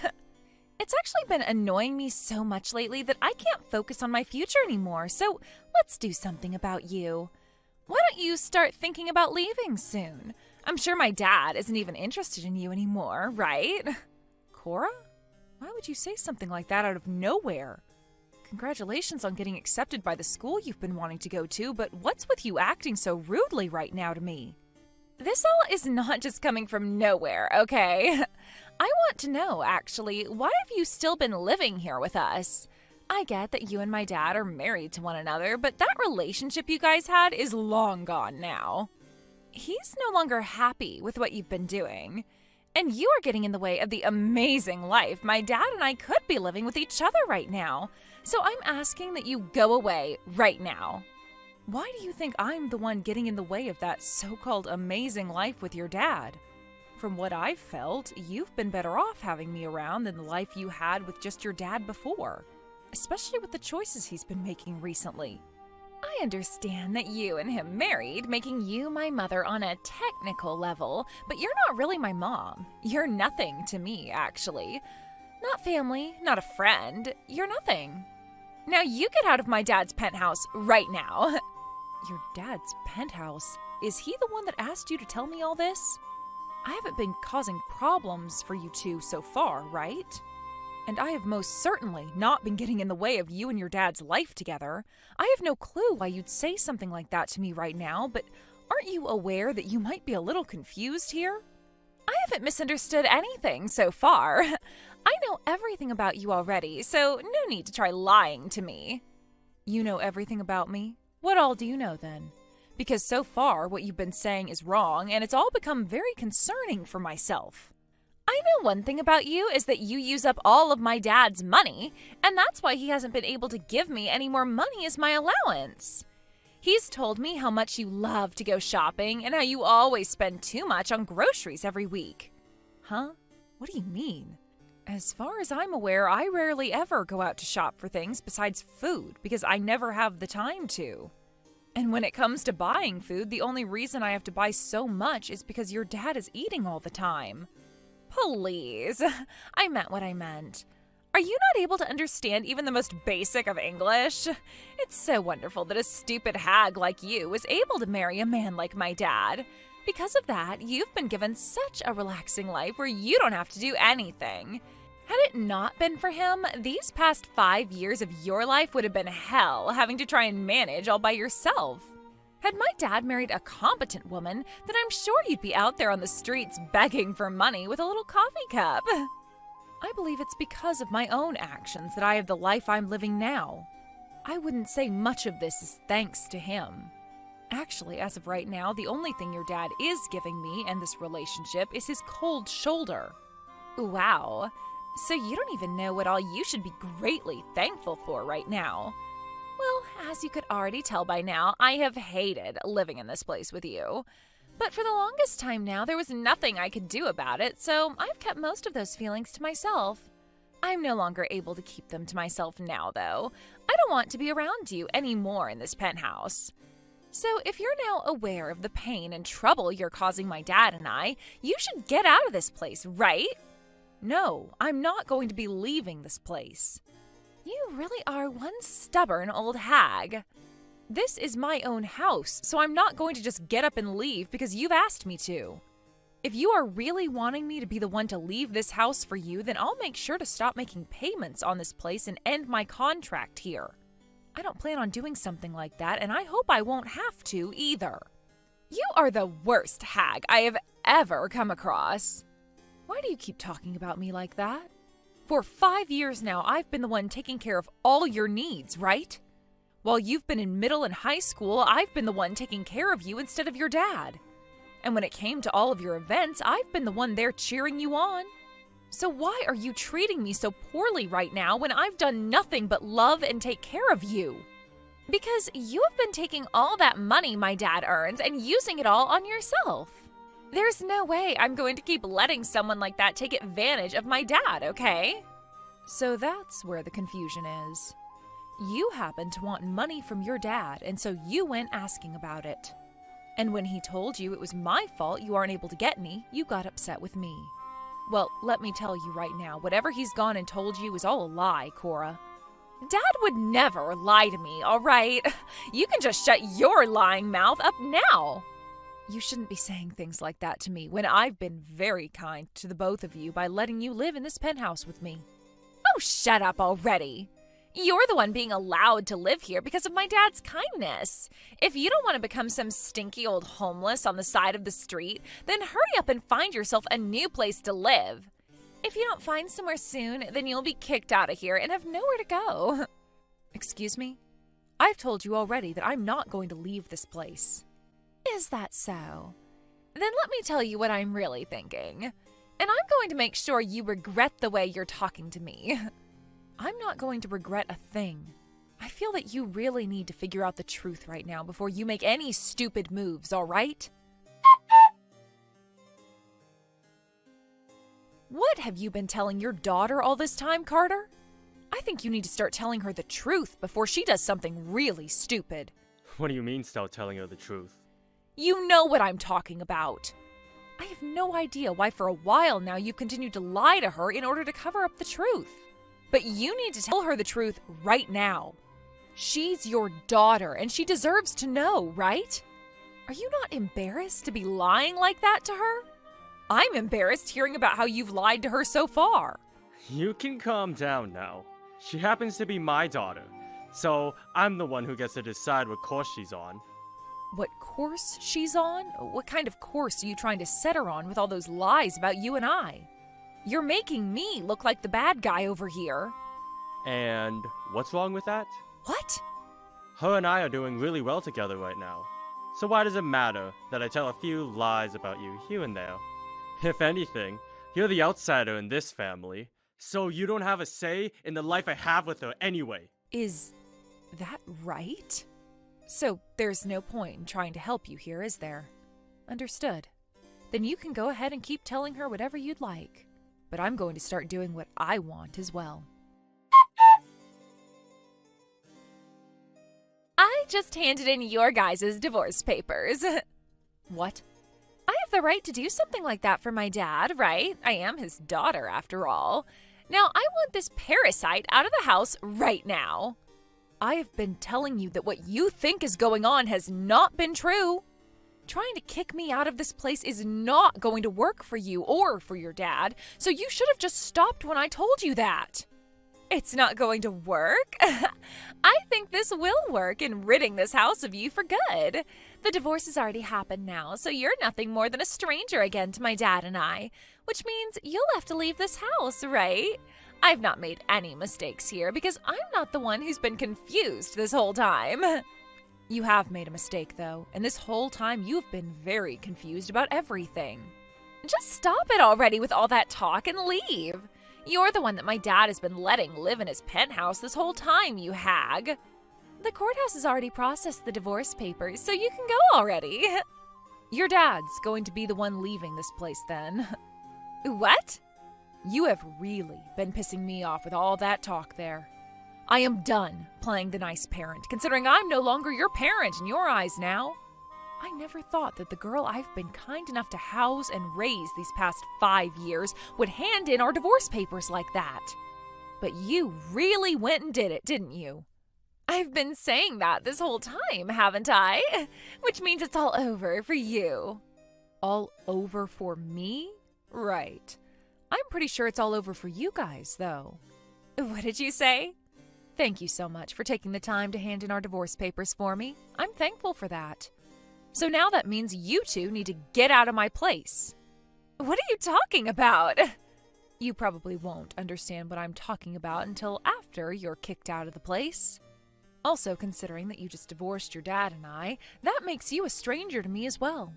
To be honest, I've thought of you as a stranger all this time. Were you aware that I was the one planning to pay for you to go to college?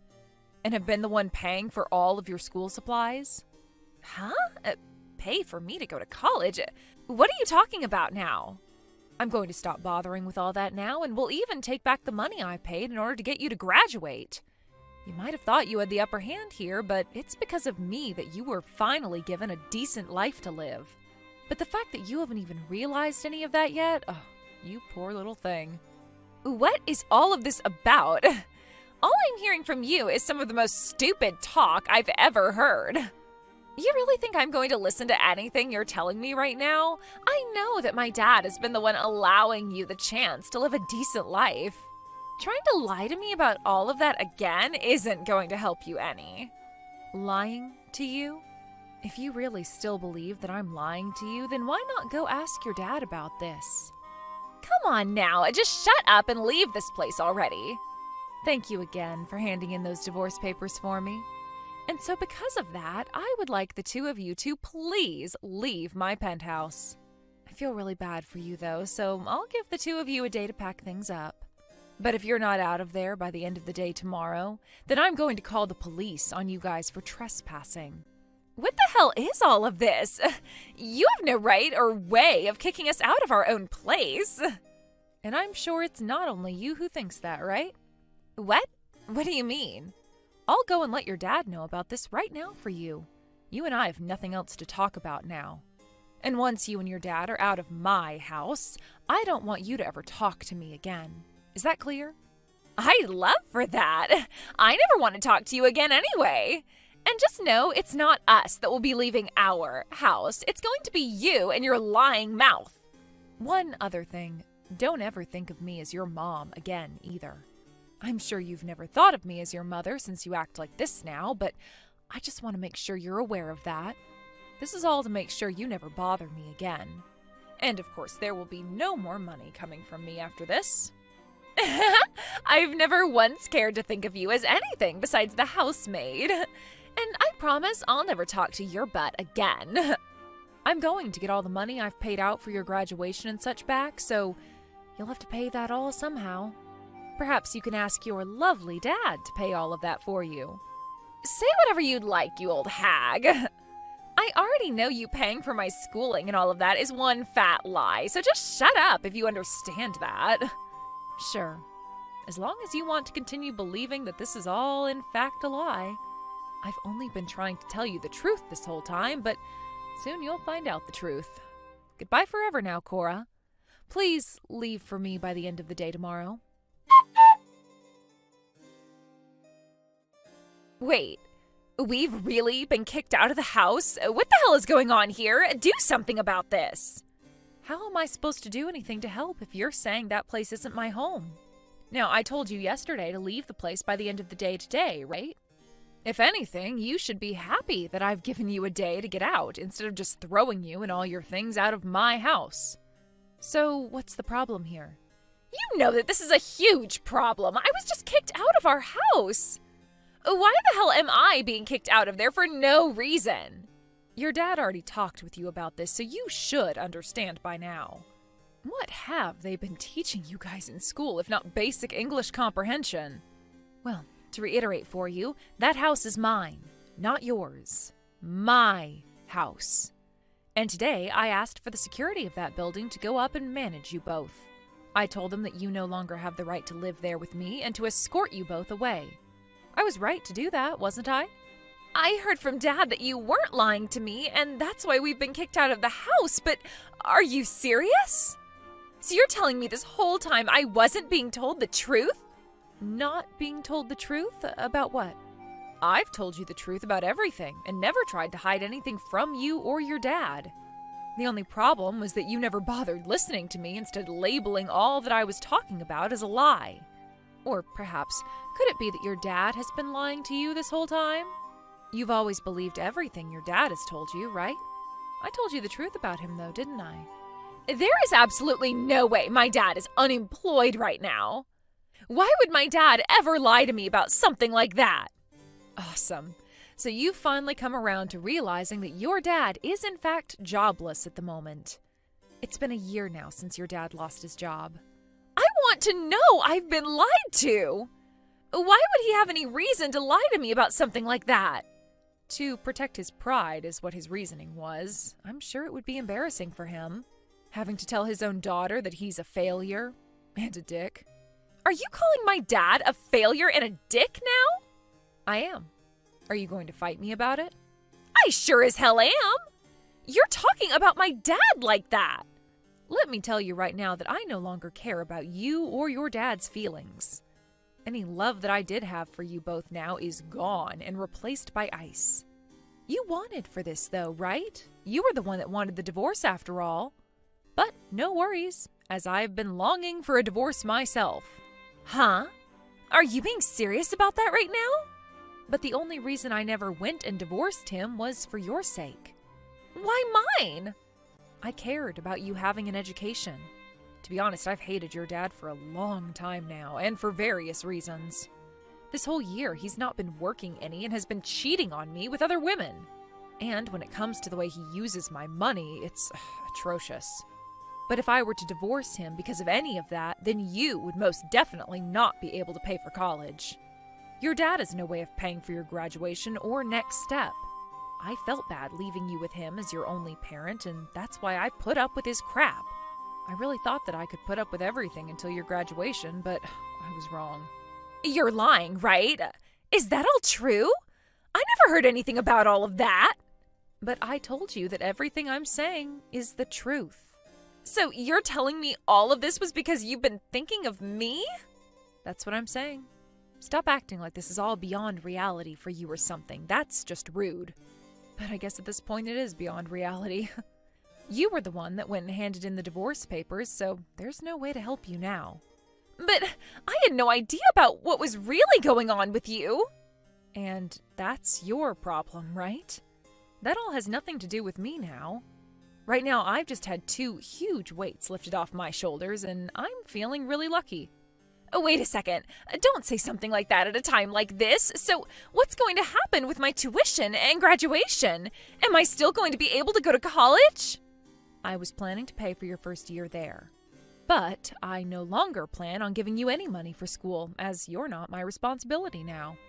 Then, what's going to happen to me? What's going to happen to you? Get a job and pay for all that yourself. That, or you can force your dad to get off his ass and get some work done again. You can't say that! Like I was saying before, your dad never paid for any of your school supplies. I was the one that did all that, but I'm not sure why I did all of that now. Like I said, I'm going to take back the money I gave to pay for your graduation. So there was no reason to pay for your supplies to learn in high school in the first place, right? Huh? Are you freaking kidding me? You've already paid for me to graduate and everything? Oh, you'd be a real dick if you took that money back. Then what's going to happen to me after, with college and all that? I'm not going to be able to pay for all that. I know that. You can't pay for any of that, especially in your current situation. But that's something your dad and you are going to have to figure out now. You guys ruined the relationship I was willing to have with you two, so now it's on your shoulders to fix things. Just do your best and get a job. Well, actually, before that, you two are going to need to find a house, right? We don't have anywhere to live, so how are we supposed to carry on? Where the hell are we supposed to go now? Hey, I don't care about any of that, actually. What? Why do you keep asking me for help? Go and ask that wonderful dad of yours to help you figure all that out. You both are just strangers to me, nothing more. A family issue like that should be resolved within the family. I have nothing else to talk with you about now. Wait, you're a part of this family, though. Excuse me? Do you have any idea what you just said to me? You really have a crazy brain inside that head. Stop saying ridiculous things like that. I'm not crazy. Just yesterday we were both living our lives normally as a family, right? And you were still married to my dad, right? Yet now you're just acting like we're nothing to you. Don't you feel like a monster for acting like that right now? A monster? I'm not really sure what you're trying to get at there, but what about yourself? You were the one that handed in divorce papers in order to get your own parents divorced. And you were so happy to see me become homeless because of it, right? I'm sure I was all happy about that then. Not sure. You were acting all happy about that. If you just took a look at what you told me yesterday, you'd understand that, right? I know you're still just a child and all, and that's why I wanted to give you a good start when it came to being an adult. I was trying my best to take care of you because your disgraceful dad couldn't be bothered to. But in the end, the only person you ever listened to was your lying dad. Everything I tried to do for you all this time was for nothing, I see. Wait, but I didn't think things would end up this way for all of us. I just assumed it was because of my dad that things were going so well between us. And when he told me you were taking his money, I thought he was telling me the truth. And that's led you down this path of terrible confusion that you were believing all to be real, right? Well, this is how things have ended up for us. You and that moneyless dad of yours will have to go out and find a new house now. And you're going to have to start working in order to pay for school and everything. That's the new life you've just chosen for yourself. Don't say things like that. This was not something I wished for. Well, whatever. I know that I was wrong for all of it now. I'm so sorry for handing in those divorce papers. We can come back in now, right? Huh? What are you talking about now? What? I thought that by apologizing to you that you'd forgive me now. You're not going to? You're asking for my forgiveness? Well, that doesn't matter anymore now that you and I are complete strangers. You will never be allowed back inside my house. The security here will make sure of that. What? So you're really kicking us out of there? We can't come back inside? Good luck with that house hunting. Are you freaking listening to me? Isn't this wonderful? I will no longer be in the way of you and your dad's wonderful life anymore. You can be close to your favorite dad forever now. But of course, your favorite dad happens to be both a complete dick and jobless. Cora tried her best to act as though things were all going to be okay and that her apologies were forgiven, and even tried to force her way back into the building. But before she could even get to the elevator, the security there picked her up and took her back outside the building before locking the doors. And ever since then, she's not tried getting back into my house and had no longer been trying to contact me either. So for her, she's now stuck with the man she trusted so much, realizing now that he is indeed trash. I also got all the money back that I gave her for graduation, so it's not looking like she's going to be at that ceremony. And as for getting into the college she wants, that most likely won't be happening soon either. The only option she has now is to force her dad to work again or find a job herself and hope she can save up any money for her future education. And speaking of her dad, actually, he has still had relations with one of the women he was cheating on me with. So I suppose a third option for Cora would be to have her dad ask that woman for support and money and hope that she's anywhere close to as kind as I was. I guess things didn't really turn out the way Cora wanted after all. But that's what happens when you choose to ignore the open truth. Hey, how much are you getting from the inheritance? What? I mean, your dad's inheritance. As the head of such a big company, he must have left behind a significant amount, right? Are you serious? We're in the middle of the funeral. Don't you think it's disrespectful to talk about that right now? Come on, he's already gone. So why would it be disrespectful? It's not like I'd have asked about it while he was alive. That'd make it seem like I was only after his money, right? I really don't understand how you can be so casual about this. You, of all people, should know everything he did for you. So stop disrespecting him like this. Look, he's already gone, so saying he did a lot for me doesn't mean anything now. Can't you understand that? Just stop it, okay?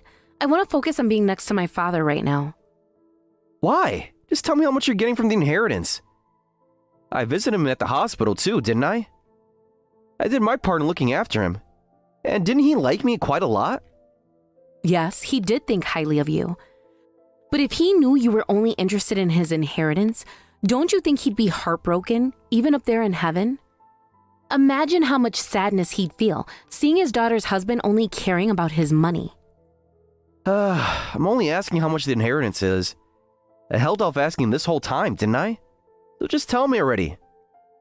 At this time? Wait, are you telling me that's what you've been after with me this whole time? Just tell me. There's a car I want to buy. I need to put a down payment on it before someone else gets it. You know what? I won't be receiving anything. I'm sorry, but I'm actually just a stepchild, so my share is 0. Wait a second. What do you mean by that? I told you, I'm my late mother's child from her previous marriage. I have no right to an inheritance from my stepfather. Not that I was ever expecting to get anything in the first place. You're a stepchild? Wait, hold on. Are you serious? So you're really getting nothing from him? Yes, I never wanted it to begin with. Are you kidding me? I want that inheritance. How am I supposed to buy that luxury car now? How am I supposed to get it? Why don't you buy it with your own money? And stop shouting already. You're not even a family member. What the hell are you talking about, not a family member? Do you even know why I married a boring woman like you in the first place? What? Your father's inheritance. And now I found out that because you're a stepchild, you're getting absolutely nothing? I married an old lady for this? What a waste. You're worthless to me now. Just get out. Get out? This is a funeral home, you know. You don't have the right to tell me to leave. I don't care about rights. I'm telling you to get out. If there's no inheritance for you, then you're useless to me. Since you're a stepchild and get nothing, what about your sister? My sister is his biological daughter, so... And that means she'll be getting something, right? She's the one I need to talk to. You, on the other hand, can just go home. Stop it. Don't ruin this funeral. Can't you just act with some decency for once? And don't bring my sister into this. She doesn't deserve any of this chaos. Shut up. Stop whining already. Just go home. Otherwise, I'll use force if I have to. And it won't be just you. I'll turn this entire funeral into a circus. Please stop. There's no point in causing trouble here. There's no need to bother innocent people who have nothing to do with this, is there? Innocent people? All your stupid relatives are involved in this. They're all responsible. You're all joking if you think I won't get that inheritance. Fine. If I leave, will you calm down? I'll go if that's what you want. Just please calm down. Yeah, you're the biggest annoyance here. You've ruined my life. Don't ever show your face to me again. Are you sure you won't regret this? Regret? No way. I only regret marrying you, that's all. One way or another, I'll get my hands on that inheritance. I didn't go through all the trouble marrying a woman way older than me just to walk away empty-handed. Older? I had no idea you could be this horrible.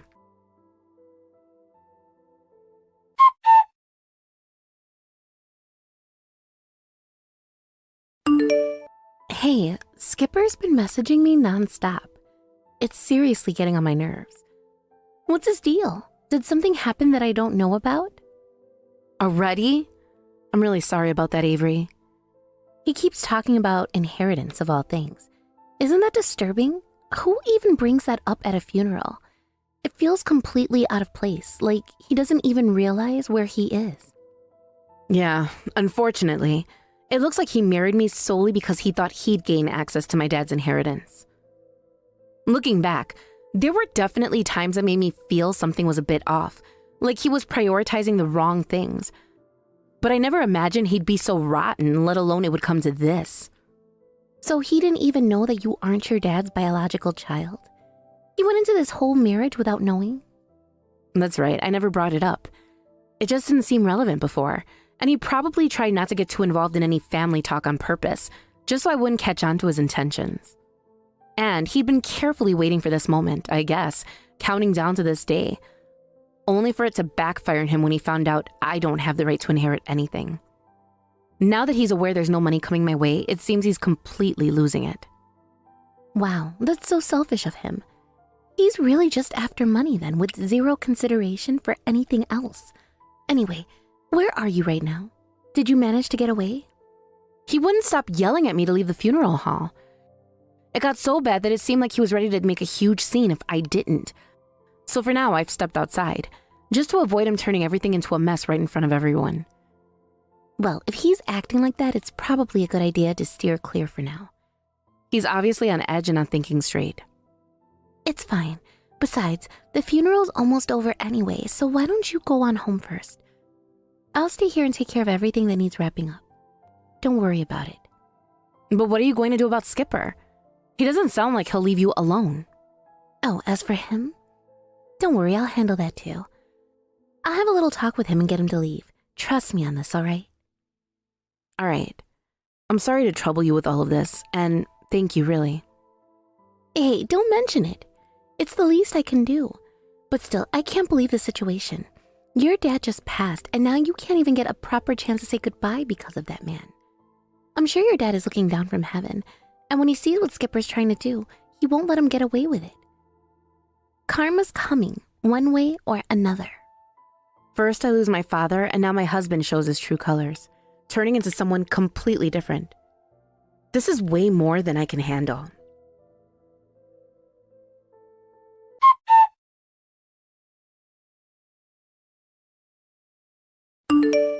Hey, what the hell is going on here? Seriously? I saw it on TV. You're the heir to Yamada Trading? What does that even mean? You saw it, so I assume you understand.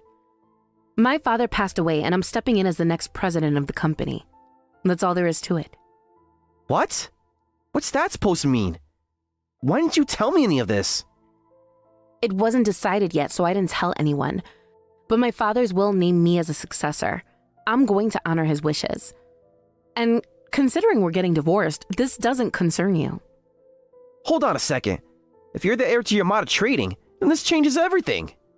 We need to cancel the divorce. I mean, wouldn't that be better for you too? Oh, now you want to say this? You're so selfish. The only reason you married me in the first place was to get a hold of my father's inheritance. Isn't that right? No, it wasn't like that.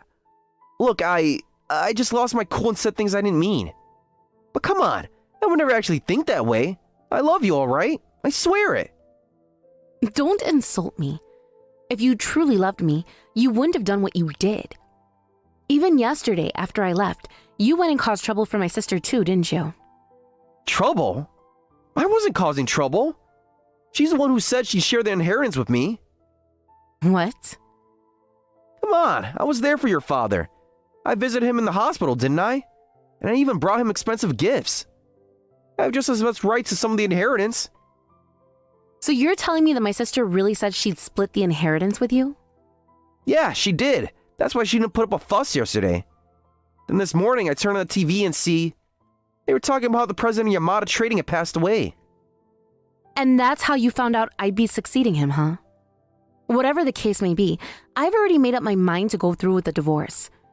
Don't be ridiculous. Come on, it's fine now, right? We can just start over, can't we? If my sister's going to share the inheritance with you, then you don't have any reason to stick around. So stop coming near me. Listen, I have a dream, all right? I want to help people who are less fortunate all around the world. I want to bring happiness to those who need it most. With a company as big as Yamada Trading, I think I could actually make that dream come true. So, what are you trying to say? I'm saying, let me be a part of Yamada Trading as an executive. That way, I'll be closer to making my dreams a reality. I want to bring joy around the world. I want to work towards world peace. It's my true dream. How shameless can you be? All you really want is a handout because my father's inheritance isn't coming to you the way you'd hoped. Just yesterday, you were having a tantrum, calling me a useless old hag who wasn't good for anything. I know, I regret that. I wasn't myself at that moment, I promise. But look, don't you think it's actually a good thing for Yamada Trading to get involved in charitable causes? It would improve the company's public image, and it might even help attract more business. Oh, really? Don't you think my father would have already considered that? Here's a wake-up call for you. He did. My father was deeply committed to charitable work while he was alive. Yamada Trading is so well known for its charity work that it's practically part of its brand image now. He even spent his own time volunteering. You say you're serious about world peace, but you didn't even know this about my father? Well, yeah, of course. I mean, wait, no! I did know that. It's just now that your father has passed, someone else has to take over. Why are you still trying to act like this? It's pitiful. No matter how you try to dress it up, what you did at the funeral isn't going to disappear. Every single one of my family members saw it, and none of them trust you anymore. Whatever respect you managed to earn from my father is completely gone. What? What's that supposed to mean? Are you saying you told the entire family about what happened yesterday? Of course I did. I don't owe you anything. Thanks to your little outburst, all the time and effort you spent trying to win over my father was completely wasted. You arrogant piece of... How dare you talk to me like this? Just get back together with me already. Absolutely not. No matter what you say, I've made my decision. And frankly, no one's on your side anymore. Oh, that's not true. Your sister promised she'd split the inheritance with me, remember? She's reasonable, unlike you. It's clear she's truly her father's daughter. She's nothing like you, the illegitimate one. Is that supposed to be an insult? No, I'm just stating the facts. Anyway, once I get the inheritance, I'll start making plans from here. I'll get you to reconsider this divorce. I'm not giving up that easily. Fine. Do whatever you want.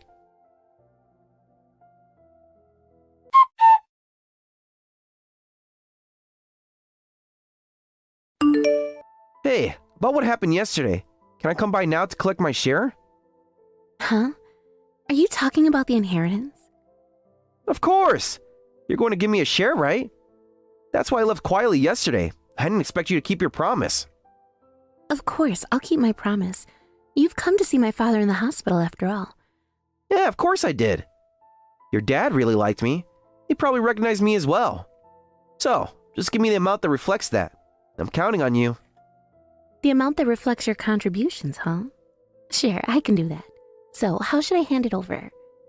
I'll come over now. Your relatives are still there, right? It seems like there are some bad rumors about me going around, so I need your help to clear that up. Vivian did something unnecessary, it seems. Okay, then I'll introduce you to my relatives. That would really help. It's good to see that we can communicate well. You're truly the daughter of the president of Yamada Trading after all. Just like I expected. It's nice to know we're on the same page. Right? I want to ensure everything goes smoothly.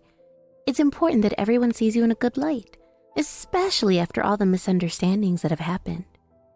Exactly. I appreciate you looking out for me. After all, we need to keep our relationship strong. This inheritance can mean a lot for both of us. I understand. It's not just about the money.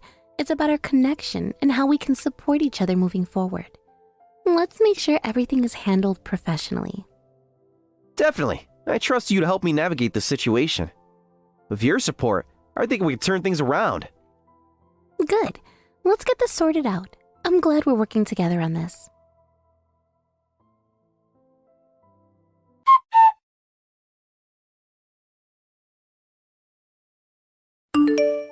Hey! What was that all about? You said you shared the inheritance with me, right? I did share it, didn't I? $15? Are you serious? That's just insulting. You gotta be kidding me. Give me more. But you said you wanted an appropriate amount, didn't you? So that's what I gave you, an appropriate amount. Honestly, $15 is more than enough. You should be thanking me for that. How can you even justify giving me just $15? I want a reasonable explanation for this. Otherwise... Otherwise what? You're going to try and intimidate me? Just like you did when you backed down in front of the relatives yesterday? You only came to visit my father twice while he was in the hospital. So, that's how I calculated the transportation cost. $7 for a round trip twice. I even had a little extra just to be nice. You're insulting me. You're the one acting like a big shot after just 2 visits. That's what's really ridiculous. But I had a good relationship with him long before he got sick. But wait, is there no will? What? There must be a will that includes my name. Even if it's not about the inheritance, I should at least get something. After all, I was trusted by your father. Your name is not on the will. If it was, believe me, I would have let you know. No way! You're all just hiding the fact that my name is there. You're a bunch of cowards. All of you related to Yamada Corporation. I might as well report you all. Go ahead and do what you want. But just so you know, my father didn't like you at all. What? He thought you were a shallow man. He was worried about Vivian. You probably don't even know that. That's why I kept a close eye on Vivian. I didn't trust you, and I figured it was better to be safe than sorry. No, it can't be right. He told me all sorts of things. It's easy to pretend to get along without stepping on anyone's toes, you know. My father was a genuine businessman. The fact that your name isn't in the will is the best proof of that. If you think I'm lying, I can call a lawyer to confirm it for you. So you're saying you're all just a family of liars? Huh? Exactly. You've just been playing my emotions, making me think there was something there. You guys are nothing but dirty thieves, hoarding the inheritance for yourselves. I'm going to post about this online. Is that all you can do? If you're feeling brave, why don't you come over and confront us in person? Huh, there's no need for that. I'll make sure you all are ruined. Just you wait. So, you can only act tough with women, huh? How impressive. Well then, good luck with your plan to destroy us. You bastard! You have to understand, this isn't just about money. It's about respect. I thought I meant something to your family. I thought I was trusted and valued, not just some random outsider looking for a handout. What did you expect? You've always been on the outside looking in. You think 2 visits to the hospital make you a member of the family? It doesn't work that way. But I was there for your father when he needed help. I stood by him. That should count for something. You were there for him, yes, but don't you see? It wasn't just about being physically present. It was about genuine love and commitment, something you clearly lack. You're just trying to cash in on a relationship that wasn't what you thought it was. You have no idea what I've done for him, the support I provided, the comfort I gave him during his worst days. That meant something to him, even if you can't see it. No, all you see is a potential for profit. You can't hide that from me. It's painfully obvious. And you know what? This attitude of entitlement is why you'll never get anything from my family. How dare you? You could just dismiss me like that? I'll make sure everyone knows what kind of family you really are. Go ahead. No one is going to believe your lies. They know you for what you really are. A leech trying to drain the last bit of goodwill from my father's memory. You're going to regret this, I swear. You'll pay for underestimating me. You're really going to threaten me now? That's rich.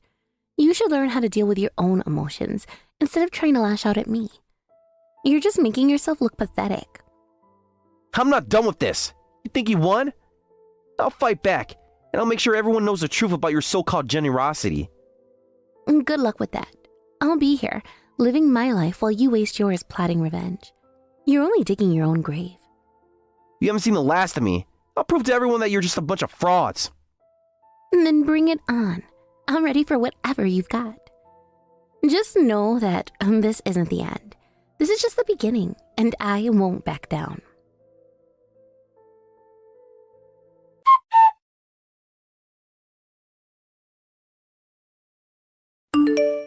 Hey, please, I'm begging you, don't abandon me. I really regret everything. This is all your fault, you know. You tried to accuse my family, and now look where that's got you. Everything's backfired on you. Please, just call off the divorce. You know, I thought I'd be getting some inheritance, so I went ahead and bought a lot of things on my credit card. What? The car you know I wanted? I've actually signed the contract for it. If things keep going like this, I'm going to go bankrupt. I'll be drowning in debt. On top of that, after that scandal, they cut ties with me at the company.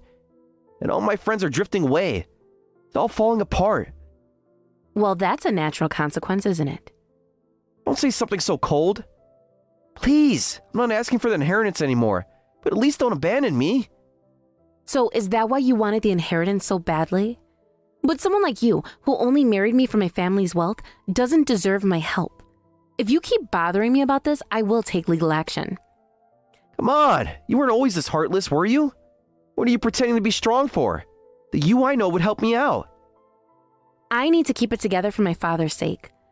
I have to be strong as a daughter and as the next president of the company. Damn it! Please, I'm begging you, help me out. Just one more time, let's... No way. I've lost so much by marrying someone like you. I've made a terrible mistake marrying a person as low as you. What? You think I'm this slow? What am I supposed to do now? How should I know? That's not my problem. Oh wait, with the $15 you got, you could spread some smiles around the world, right? And that was your dream, wasn't it? I don't need your sarcasm right now. You think this is funny? I'm in real trouble here. You have no idea what I'm going through. Oh, I know exactly what you're going through. You're the one who got yourself into this mess. You thought you could just ride on my family's coattails and live the high life without consequences. Well, guess what? It doesn't work that way. Listen, I made some mistakes, but I thought we could work things out. I thought you would understand. Understand? Understand what? That you thought it was okay to betray me and my family? You thought I'd just sit back and let you take advantage of us? I wasn't trying to betray anyone. I made a mistake, but I'm still the same person you fell in love with. Really? The person I fell in love with wouldn't have done what you did. They wouldn't have put me in this position. You've changed, and not for the better. I'm begging you. Just give me a chance to prove I can change. I'll do anything. Just please don't leave me like this. And what would that change entail? You've shown me who you really are. Why would I want to be around someone who only thinks about themselves and their own needs? 'Cause I love you. I still care about you, even if I messed up. Love? You think love is enough to fix all this? It's not enough when you hurt me and disrespected everything we've built together. I didn't mean to hurt you. Can't we just forget about everything and start fresh? Start fresh? You really think that's possible? After everything you've done? After all the damage you've caused? It's not that easy, and I can't just erase the past. Please think about it. I promise I'll make it right. Just give me one more chance. You think I haven't thought about it? Every day I wish things could go back to how they were, but I know they can't. You've burned that bridge. You can't be serious. Thought we had something special. You thought wrong. It's not special when it's built on lies and manipulation. You need to face the truth about who you are. I'm begging you. I'll do better. Just don't give up on me. I'm done with this conversation. You need to figure out your own life. I can't keep getting dragged down by your mistakes. No, please, I need you. You're my only hope. Your hope? You had hope when you were using me for my family's money. You need to find a way to stand on your own 2 feet without relying on me. I can't do it without you. I don't know how. You need to grow up and take responsibility for your actions. This is your life now, and it's time for you to face the consequences.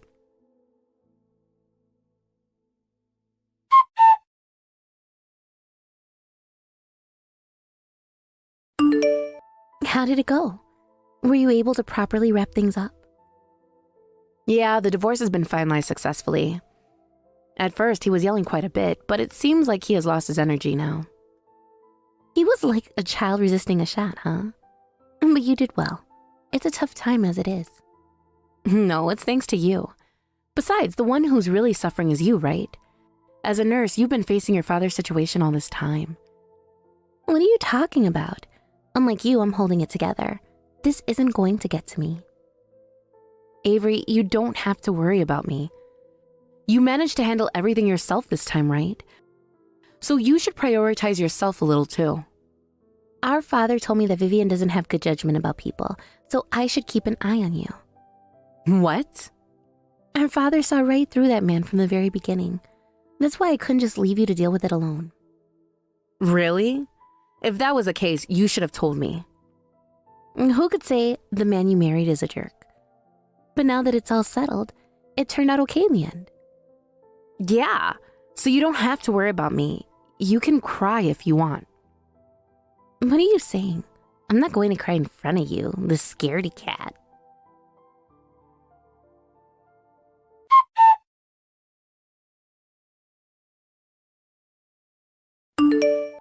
After my divorce was finalized, Skippy left town. This marked the beginning of a tumultuous chapter in his life, where everything he once knew began to unravel. He quickly found himself trapped in what could only be described as debt hell. The term seems fitting, conjuring images of a deep, dark pit from which escape feels impossible. It wasn't merely financial distress that he faced. The consequences of his actions led to the loss of many friendships in a scandal that erupted. Those who once stood by his side seemed to vanish overnight, leaving him isolated and vulnerable. The emotional fallout from losing friends can be just as damaging as any financial setback. Friends are often seen as a support system, a safety net that cushions life's harsh blows.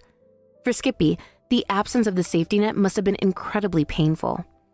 It seems that he found himself in a situation where, when he needed help the most, not a single person reached out to offer support. The emptiness of that realization must have been profound, forcing him to confront a painful truth. He had believed he had a strong social network, yet when faced with adversity, he was alone. Moreover, it became apparent that Skippy felt entirely cut off from his family. In times of crises, many people turn to their families for love and support. However, for him, that option was non-existent. He couldn't even return to his parents' home for comfort or refuge, which must have felt like a devastating betrayal of the familial bonds he once took for granted. Instead of a warm embrace or understanding conversation, he faced a stark and lonely reality. The concept of home, which should represent safety and security, transformed into a painful reminder of his failures. Eventually, he found himself living a life without a home. The transition from having a stable living situation to being homeless is jarring and deeply traumatic. This change signifies more than just a loss of physical space. It reflects a profound loss of identity and stability. Living without a home signifies being adrift, lacking the anchors that usually provide direction and purpose. For someone like Skippy, who once believed himself to be well-liked and respected, the experience of homelessness must have shattered his self-image. Throughout his life, Skippy always harbored a belief in his personal charm and likability. He likely thought that his charisma could carry him through any rough patch, enabling him to maintain relationships even in the face of adversity. However, this harsh reality must have forced him to confront a different truth. When the going got tough, no one came to his aid. The absence of support must have been a bitter pill to swallow. It likely stung deeply to recognize that no one was there for him in his time of need. Such realizations can be incredibly humbling, leading one to reflect on the depth and authenticity of their relationships. In moments of crises, it becomes crucial to examine how connections are built. Skippy might have been left questioning how many of those relationships were genuine and how many were merely superficial. Such reflections are often painful and can lead to a reevaluation of one's self-worth and the impact of their actions on others.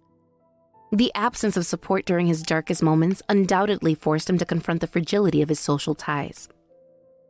Meanwhile, I find myself grappling with the fact that I, too, was once deceived by a man like Skippy. I invested considerable hope and faith in him, believing wholeheartedly in his dreams and aspirations. I supported him, thinking he would rise above his challenges and become a better person. To realize that I had been misled by his charm is a difficult realization.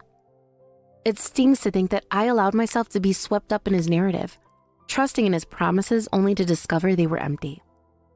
The shame of being deceived by someone who ultimately proved to be unreliable weighs heavily on me. It's disheartening to confront the fact that I, too, can be vulnerable to the allure of charm and charisma. I had invested my emotions and trust in someone who was not deserving of it, and that realization is a bitter pill to swallow. This embarrassment makes me reflect on my choices and question my judgment. As I navigate my current role as the next president of Yamada Corporation, I am faced with my own set of challenges.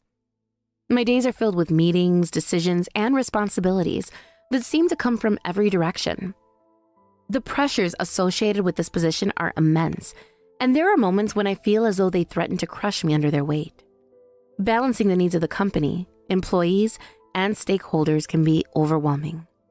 The expectations placed upon me are significant, and I often wonder if I am truly up to the task. Leading a company is no small feat, and I am constantly aware of the eyes that are on me, waiting to see how I will handle the responsibilities entrusted to me. There are days when self-doubt creeps in, and I question whether I have the skills and capabilities to lead effectively. However, I remind myself that growth often comes from discomfort, and it is through overcoming these challenges that I will grow stronger. Fortunately, I have a wonderful ally in Avery. Her support has been invaluable, and I often find myself relying on her in ways I hadn't anticipated. Despite her demanding job as a nurse, which undoubtedly comes with its own set of challenges, she always makes time for me. It amazes me how she balances her own responsibilities while still being there to lift me up when I need it most. Avery's dedication to her work and to our friendship is truly commendable. Avery affectionately refers to me as Scaredy Cat Vivian, a nickname that has become a source of comfort in moments of anxiety. It's a lighthearted reminder that I don't have to take life too seriously, even when the pressures mount. In her own unique way, she brings humor and warmth into my life, helping to lighten the load I carry. There's something refreshing about her ability to see the lighter side of things, and it often helps me gain perspective during challenging times. There are certainly times when I feel that her protective nature can be a bit overwhelming. I sometimes wonder if she might be overstepping, given that I am trying to carve out my own identity as a strong leader. However, even in those moments of doubt, I recognize the genuine care behind her actions. It is reassuring to know that I have someone who genuinely cares about my well-being. Avery's unwavering belief in me serves as a foundation of strength that I can lean on. I know that her support comes from a place of love and friendship, and that makes all the difference in my ability to navigate the challenges I face.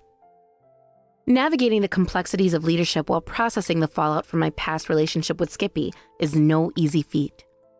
Each day presents its own challenges, but I find strength in the knowledge that I have Avery by my side.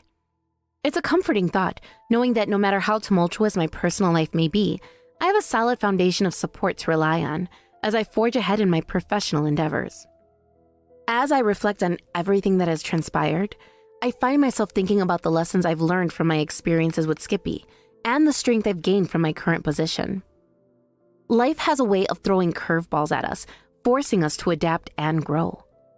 The pain of betrayal and the burden of leadership have both shaped me into a more resilient individual. I am learning to navigate my emotions, to stand tall in the face of adversity, and to embrace the support of those around me. Ultimately, I have come to understand that while Skippy's departure and the chaos of my past may have left scars, they do not define me. Instead, they serve as reminders of my strength and resilience. I have the power to shape my future, and with Avery's support, I am more than capable of rising to the challenges ahead. The journey may be fraught with difficulties, but it is also filled with opportunities for growth, connection, and self-discovery. As I look forward to the future, I do so with a renewed sense of purpose and determination. I will not let the shadows of my past overshadow the potential that lies ahead. I am committed to making the most of my role at Yamada Corporation and to nurturing the relationships that truly matter. With each passing day, I am learning to appreciate the beauty of resilience and the strength found in genuine connections. In the face of adversity, I will continue to stand strong, fueled by the unwavering support of those who believe in me, including my dear friend Avery. Looking ahead, I realize that I must continue to cultivate a positive environment at work, one where collaboration and support thrive. I want to foster relationships based on mutual respect and trust, rather than the superficiality that I encountered in my previous relationship. The lessons learned from my experience with Skippy serve as a guide for me as I build a healthier and more supportive workplace culture. Additionally, I have started to engage more with my colleagues, seeking their insights and fostering open communication. I recognize that leadership is not just about making decisions, it's also about listening and valuing the contributions of others. By creating an inclusive atmosphere where everyone feels heard, I hope to inspire my team and promote a sense of unity. Each small step taken towards building those connections helps reinforce my commitment to fostering a positive work environment.